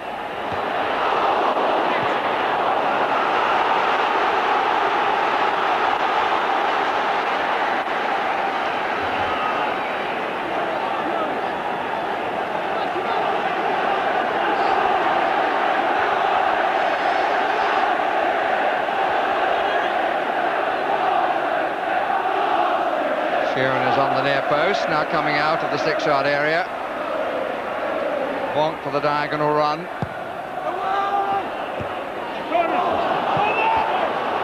Heel kick off the head of Hill.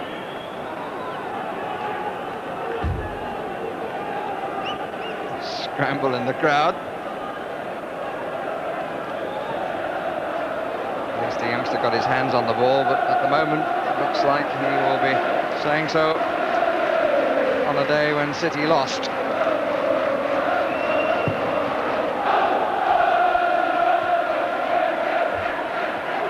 Quinn. But the spell of improvement is continuing without offering the final threat. Again, it's Naeem doubling up then, working back, and it's so hard for White once he gets past Edinburgh. Naeem's there, and on the other side, if Holden gets past Austin, Paul Allen's there, and that's where they've just nullified that service. And at the moment, Spurs soaking up the pressure. It's very important, isn't it, for City to get one back in the next few minutes.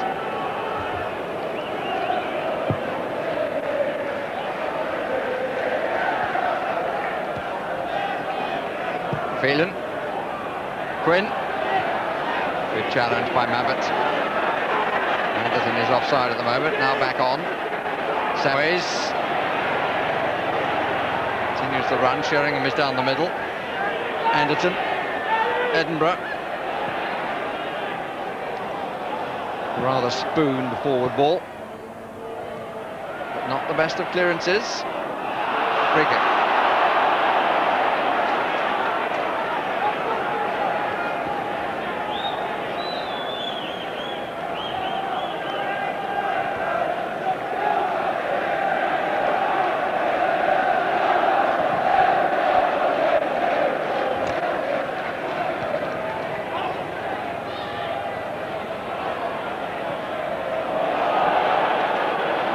Back pass. Houghton did rather better than the fullback, who now has made the run forward. Here he is. Plenty forward. In a team combination. Hill wouldn't come down for him. And look at Naeem. There's always been a Tottenham player on hand to help out. Hill.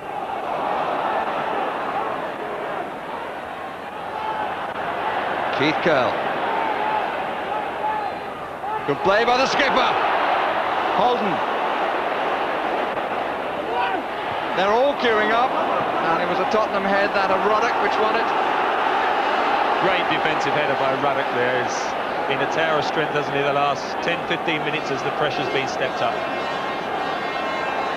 They still haven't quite cleared their heads, as it were, from the error by Torstvedt.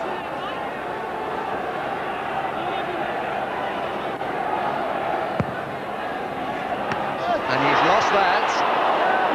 Sheringham got it away. Got a bit of it, the goalkeeper, but not really as much as he wanted. 20 minutes left. Tottenham free kick for the offside.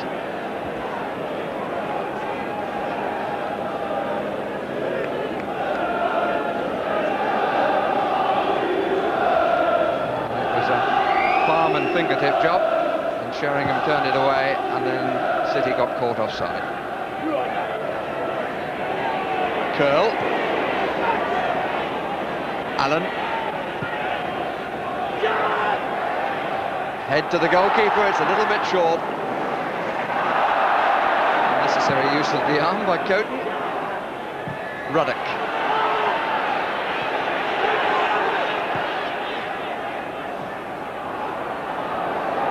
Sedgley.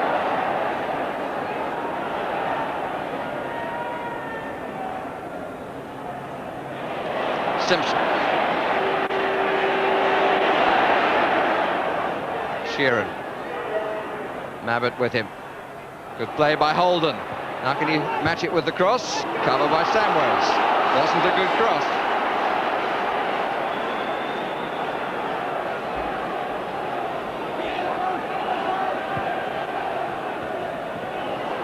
Hill underneath it. Naeem comes out. He might have done better, really.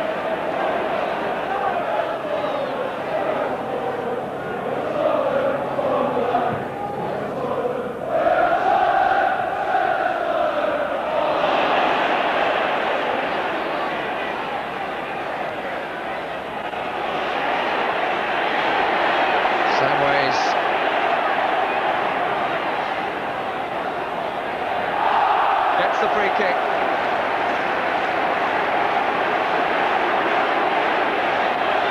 They don't like each other too much, that's clear.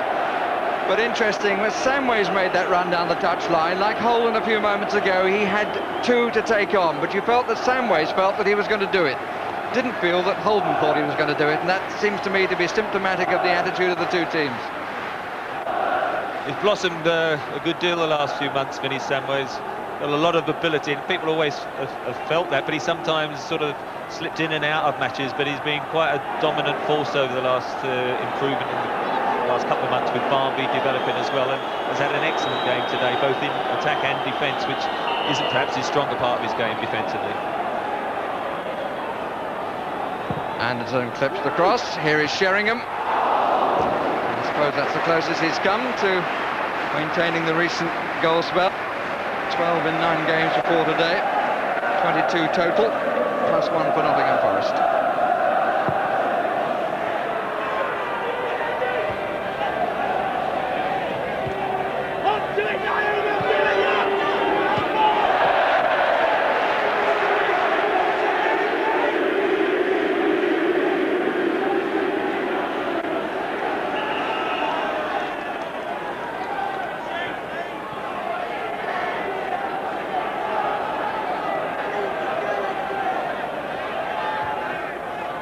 Croft.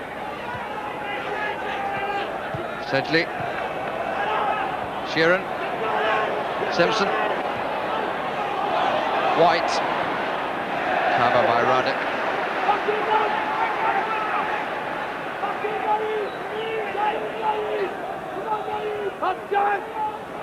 Naeem. Anderton.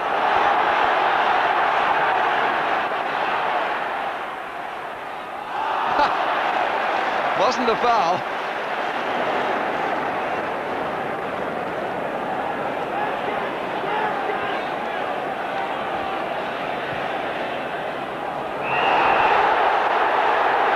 They appeal for offside.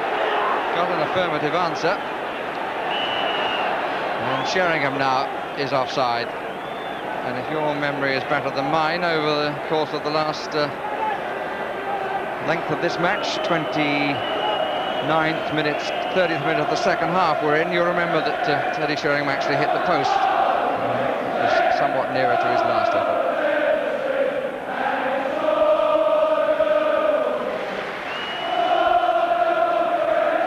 He puts his improvement down to the game at Norwich, and that might be said collectively of the entire team.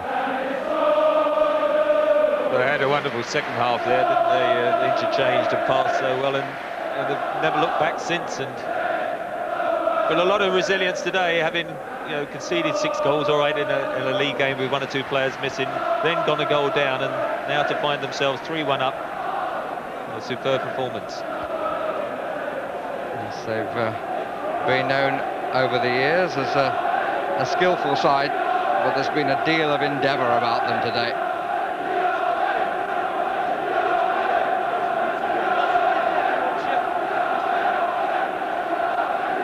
Ray Ransom.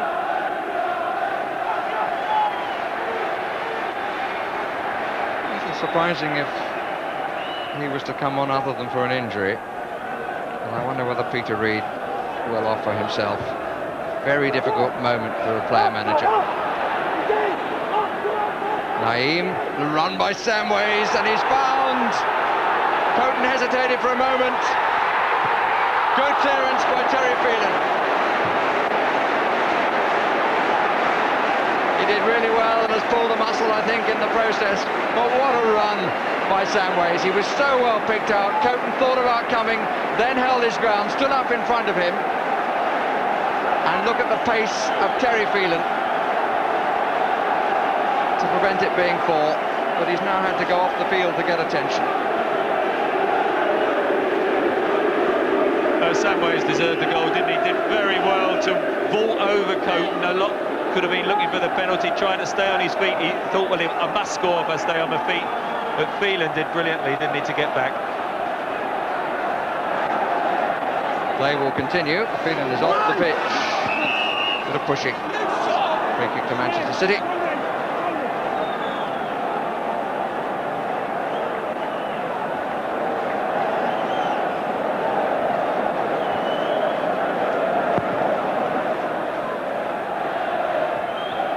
Quinn.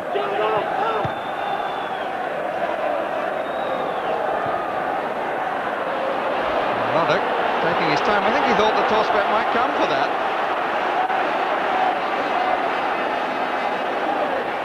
And Phelan seemingly has recovered fully.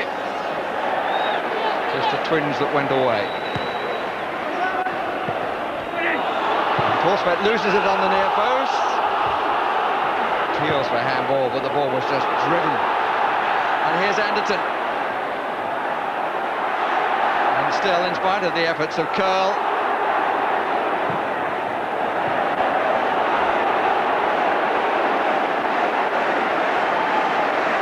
the man who was 21 this week, in the middle of last week, as we're now Sunday. Some people think that's the start of the week, I don't know.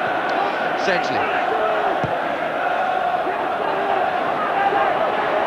Torsvet does come. He's worked very hard, Darren Anderton, hasn't he? Got a few bruises, I think, to celebrate his birthday, but playing in a sort of more unaccustomed role, supporting Sheringham, he's done well. In the last couple of months, he too has had a terrific upsurge in form, reminiscent of his days at Portsmouth. Of course, it will be the second semi-final running for Anderton. Played for Portsmouth.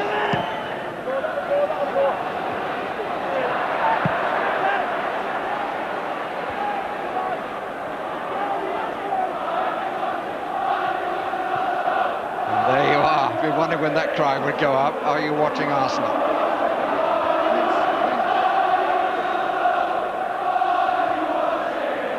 Tottenham's management has become the three wise men, hasn't it?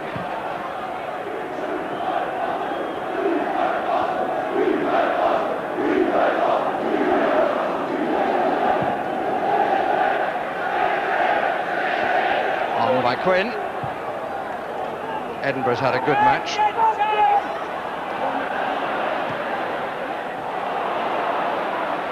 Free kick. And Ruddock.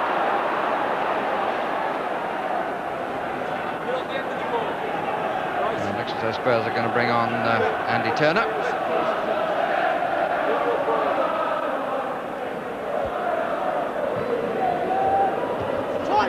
was a comfortable header, but not a threat to the goalkeeper.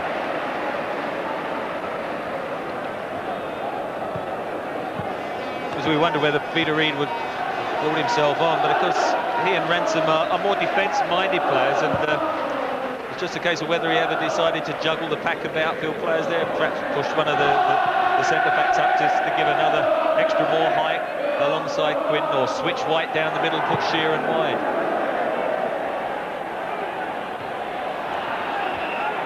Ten minutes left. Offside flag. Samways has only just come out of the area.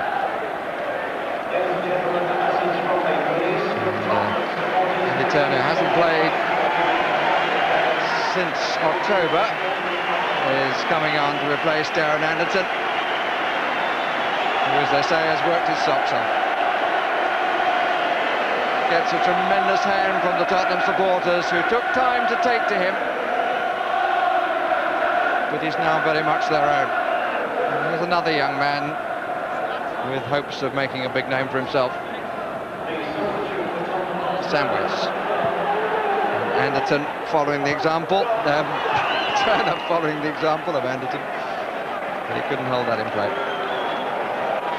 He usually likes to play on the left side of midfield. Got a nice left foot. He very well won 2 games earlier in the season. Came on as sub, I think, remember scoring against Everton, changing the game. He's got a couple of goals to his credit. And apart from sitting on the bench against Crystal Palace, he's been a long time out of the first team squad. First team 13 anyway.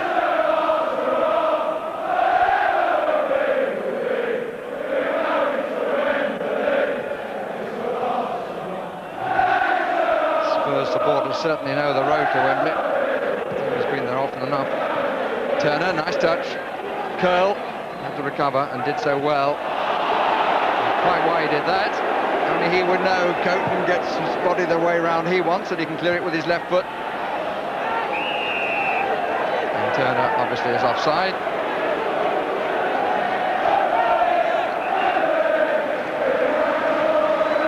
And Keith Girl's side have only 8 minutes to save themselves. On by Quinn. Here's Hill and offside Vonk.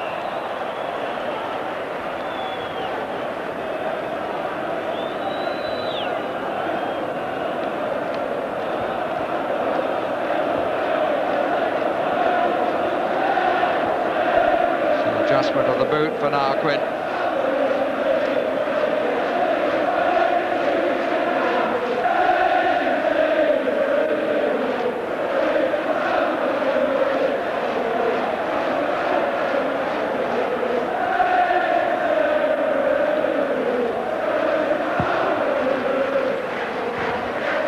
White. Edinburgh. Curl. Quinn, Sheeran, still, and covered on the line by Mabbutt.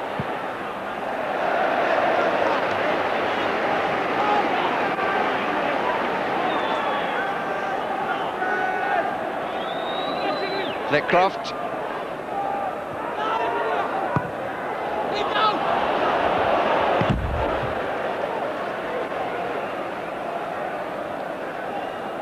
Little surprised that Peter Reid hasn't tried to change the formation. I think he could have been caught between the two stools. The real problem when you're the player manager. Well, it is difficult. I thought just his enthusiasm on occasions, lifts the team, and I thought he could have busied himself in there for 25 minutes or so, and perhaps juggled around with David White playing down the middle. But I think the third goal rocked not only his team talk at half-time, but just the general spirit within the team. Yes, but I have to say that's an added reason for bringing himself on.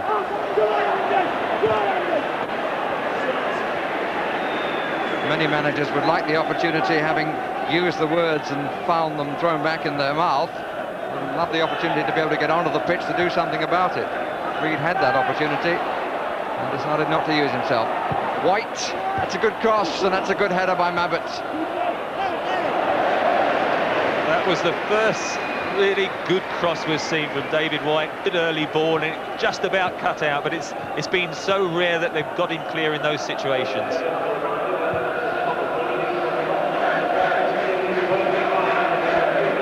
Free kick has been given for the foul by Vonk. Push.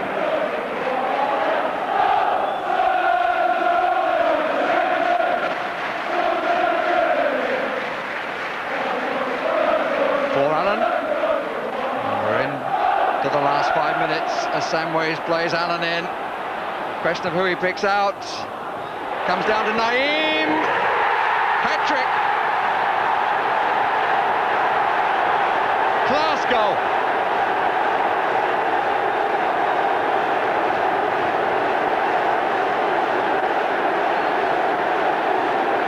Industry and nice combination down the right side. He had time to look up. He picked the man coming in at the back who was unmarked, and he certainly picked his spot. Well, a magnificent goal.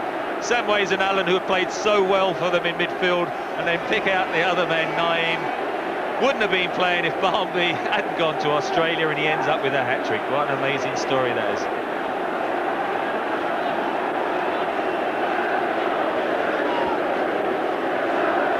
Allen finished up watching it from behind the goal line. And we have an intruder who is being ushered away.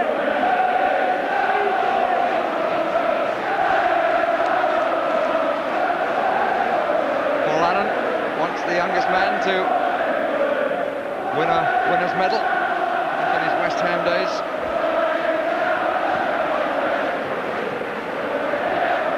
But the Spaniard has delighted his life this afternoon.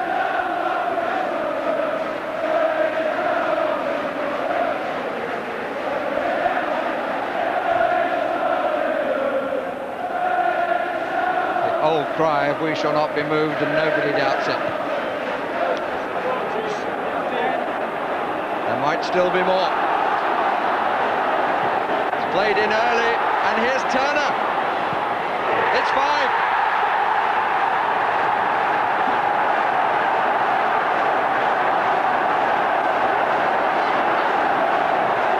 Flag is up on the far side. Gonna count. Play starts again with 2 extra people on the pitch, but there's the flag. Very marginal, wasn't it? Terrific early ball from Justin Edinburgh. That would have been rubbing salt in the wound, wouldn't it? A 5th goal. I wonder if Naeem will knock on the dressing room door. What a run here by Phelan! Brilliant! Brilliant!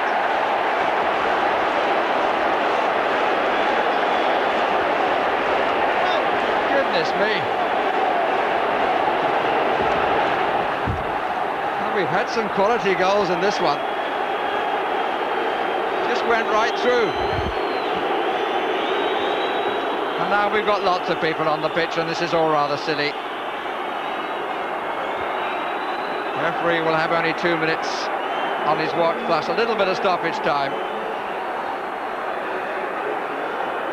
and his hands on his hips is a good expression of what everybody must be feeling. Look at that, he went straight through the heart.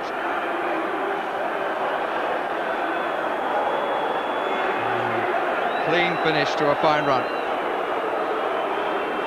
1 minute it looked as though Tottenham had 5, and then suddenly City had 2.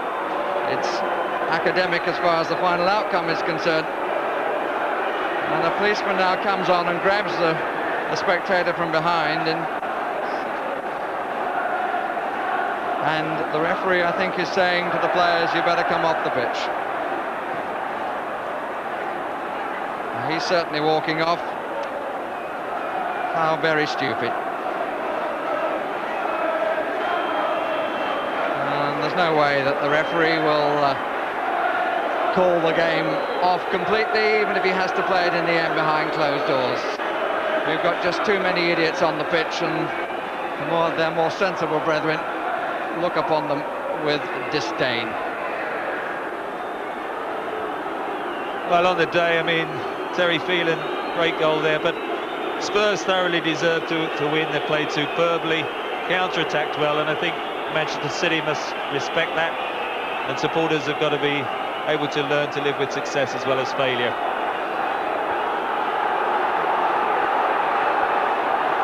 Yes, I would think he's got a few expressions which would sum it up. Oh, this is absolutely ridiculous. They're coming now from all corners of the ground. What do they think they're doing? And now, of course, there are a few fights coming into it. We thought these days had passed. Just calm it down. It's the attitude of the senior police constable, who was, I think, somewhat let down by one of his colleagues who came in with a rugby tackle from behind, which was quite unnecessary. I mean, clearly people are going to be taken off the pitch, but there are ways of doing it. Bemused expressions at the end of a cup tie that has so far produced 6 goals and has seen a second London side into the semi-finals, provided the last 2 minutes can be played. Those people on the pitch are Manchester City supporters who've come from the other end to try and incite the visiting supporters at this end.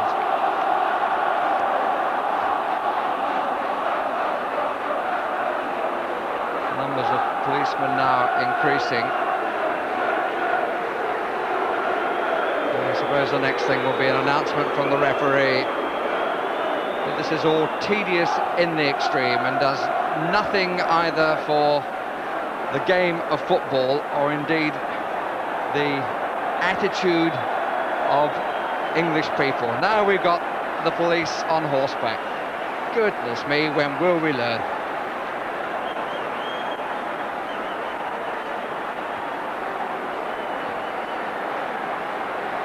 Semenis finds it all very amusing, but I confess I don't find it amusing at all. I'm sure he's not laughing at this particular situation. The arrival of the horses seems to have done the trick, and that says something, doesn't it, when animals can conduct themselves very much better than humans.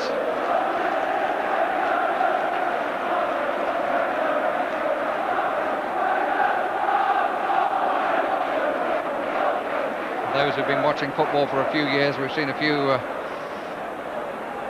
pictures of long-term supporters. I must find this all very, very upsetting. Tony Coton is the last player to leave the field, but I think they'll all be back on fairly shortly.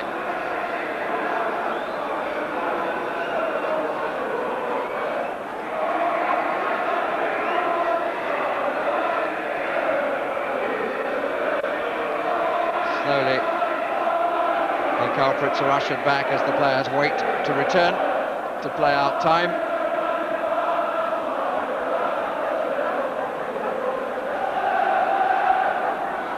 Well, one white horse and a couple of grey among the number.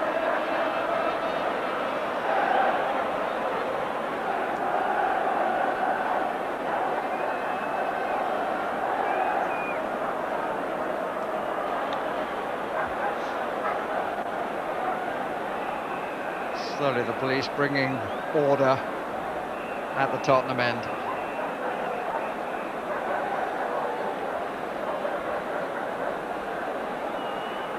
Where Lewis waits.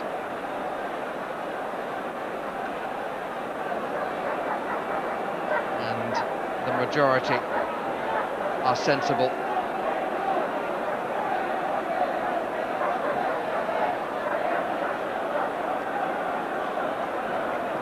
Couple of police dogs down there too.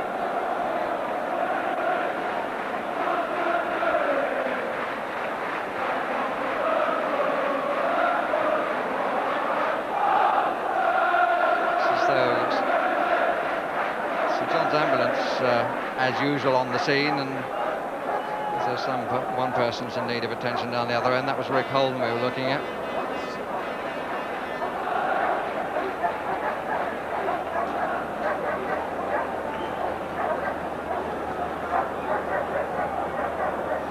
Well, obviously the mounted police have solved the problem for the moment, but it does rather make you despair, this kind of behaviour. As Barry has said, we thought we'd seen the last of it, really. Jim, I don't know what you say about that. Well, it's desperate because it not only affects Manchester City and their supporters and their reputation, it smears the whole of football, and at a time where many clubs, including my own, Fulham, are trying to introduce stewards back again to more peaceful times as against numbers of police, with the police's cooperation and guidance. What we've seen today is damaging all those prospects. There seems to be a deliberate incitement by some of the City fans to almost perhaps try and get the game postponed. They're losing, they're 4-2 down, just a few minutes to go. I mean, that seemed to be the plan in some of their minds. Yeah, I can't understand the mentality at all, really. It's a sad sight to see, and I'm sure the foreign press will make the most of these sights. Well, the match should resume, we hope, in a moment or two. The mounted police are still on there. What I was saying, the question that the police and the stewards don't offer any violence. The gates are open, because legally they have to be open now because of crashes and problems that resulted from Hillsborough. And on that basis, there is the freedom for people to walk on. No resistance to them. They just kept coming on and on and on. So how do you stop it then? Those Do you have people, more police? Yeah. How do you stop them coming on? Well, those people, you can't obey the safety regulations by leaving those gates open for safety purposes and at the same time keep them off the pitch. You can only rely on human beings being sensible, to be decent and normal. The grave danger, of course, is by going down to the Spurs end that they would react and then all hell would have broken loose. But happily, the mounted police seem to have solved the problem. I thought the Spurs spectators were very good in these circumstances. Yes. I have to say that they didn't bite and they didn't react, except to show whatever disapproval they could. But it makes Well, of course, wonder. always has to be said. You see, I mean, like this little boy, 95% of the fans here are behaving admirably. It's always a minority. It's always the minority. That's the, you see, and for me, it's roll on all-seater stadia, with more control and so that people are isolated. To underline your point, I mean, they did run on from the standing area where they're standing here on the right. I mean, that's not to keep the guys who can't afford seats out of grounds. I mean, because quite honestly, I think there should be a percentage of seats that are a reasonable price. But on the other hand, if the public can't behave and the good name of the game is besmirched as it is there, on that basis, well, again, we all thought that these sites were long gone. There might be a case if the home fans do that when their team are losing, stop the match and award it to the team who are in the lead straight away. Yeah. If that legislation was brought in, but as things stand at the moment, we're under the laws of the game, and the laws of the game say that the game must be completed. You can't award the game if it hasn't been finished. Perhaps it's a rule that ought to be brought in for such occasions. But I wonder what's in the mind of the police at the moment. Well, that's right. How long is it going to go on for? How many minutes were left for actual play? Do we know? 6 minutes were left for play. And what was a pity, we'd completely forgotten that wonderful goal of Phelan's. I mean, a goal of a lifetime that we scored there has gone out of our minds. Well, it's been a super match to watch. There have been some memorable goals. And here come the players now. So hopefully we'll get back to what we're here for, to watch some football. 6 or so minutes left to play. And here's Barry again. Barry? Yes, the two teams, as you can see, coming back on the field, and the mounted police leaving from the near end. Precision movement by those on horseback, and a certain amount of work for the ground staff to do.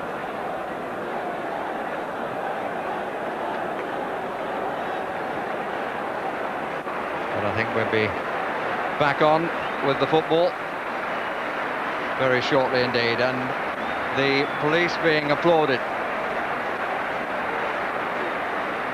And it was a nice reaction of a young Manchester City supporter to Ray Clements from Spurs.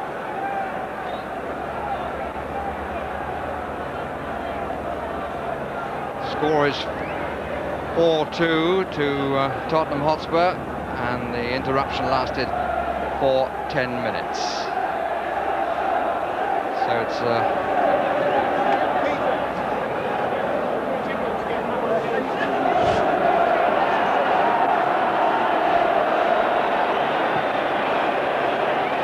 6 minutes that Desmond Lynam referred to includes what we estimate as stoppage time that Mr. Lewis will allow.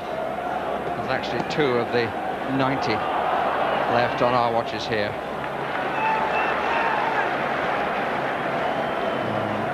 Terry Phelan's goal, which preceded the interruption.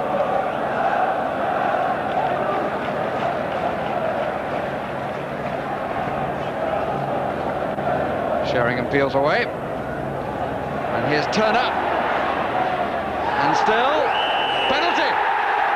Foul by Curl on Turner. We've got a knock on the ankle. Turner thought he'd scored a few minutes ago. Got ahead of Curl, and the referee said penalty.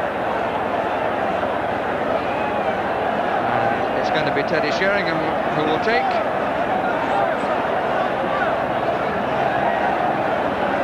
Hit the post once, was close to the post on another occasion on the wrong side. Now a chance to get on the score sheet. But he doesn't take it.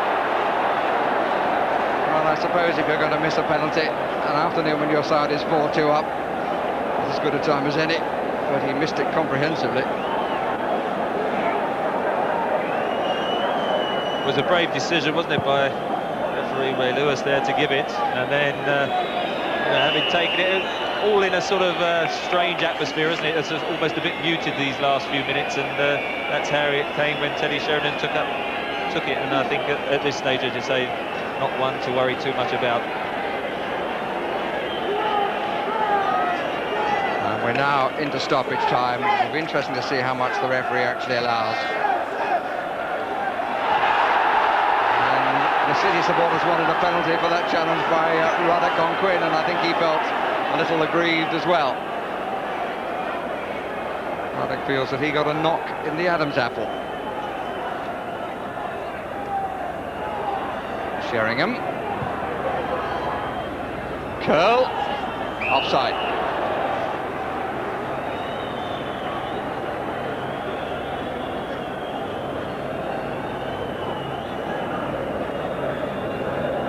One look at the watch.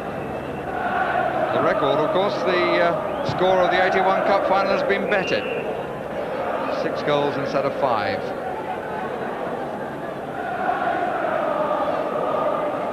Same outcome, test for Tottenham Hotspur. Curl. Too long to make up his mind. The atmosphere is curious in the extreme. Flitcroft got men over here, Manchester City. Oh. And Quinn didn't make the most of the freedom of the area. Mounted to no more than a pass to Tortsford. Yeah, looked very tame, didn't he? He just tried to pick his spot and hit it in the far corner, and then knocked it too close.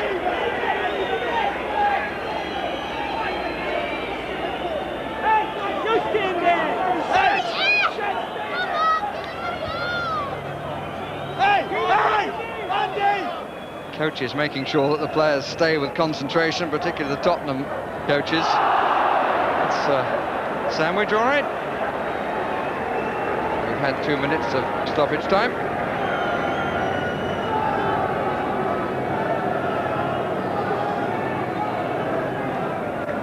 Naeem. But he can't win them all. Sheeran. Long for Quinn. Rick Holden still outside him. The other way, Flitcroft lost out to Edinburgh. At least couldn't get a clean head on it. Turner. Not been a bad weekend though for North London, has it? 2-4-2 victories.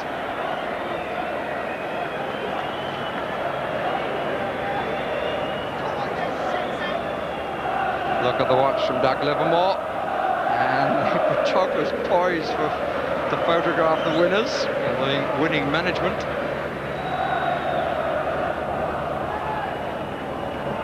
Young Bambi played today for England in the youth tournament, who drew their opening match, and I gather he was booked, but he will be very pleased to hear the news from this one. Turner.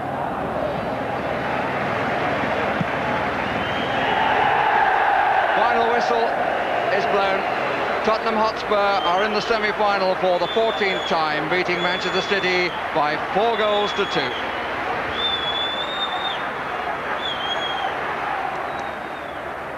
Well, apart from the few minutes of lunacy here, the match comes to a safe conclusion. Yes, North London have had a good weekend. Arsenal and Spurs both in the draw. Let's now see if they're drawn together in the semi-finals as we join Graham Kelly and colleagues down in London. Thank you, Des. The draw for the semi-finals of the FA Challenge Cup, the teams will be drawn by Mr Gordon McKeague, the chairman of the Challenge Cup Committee, and by Sir Bert Millichip, the chairman of the Football Association Council.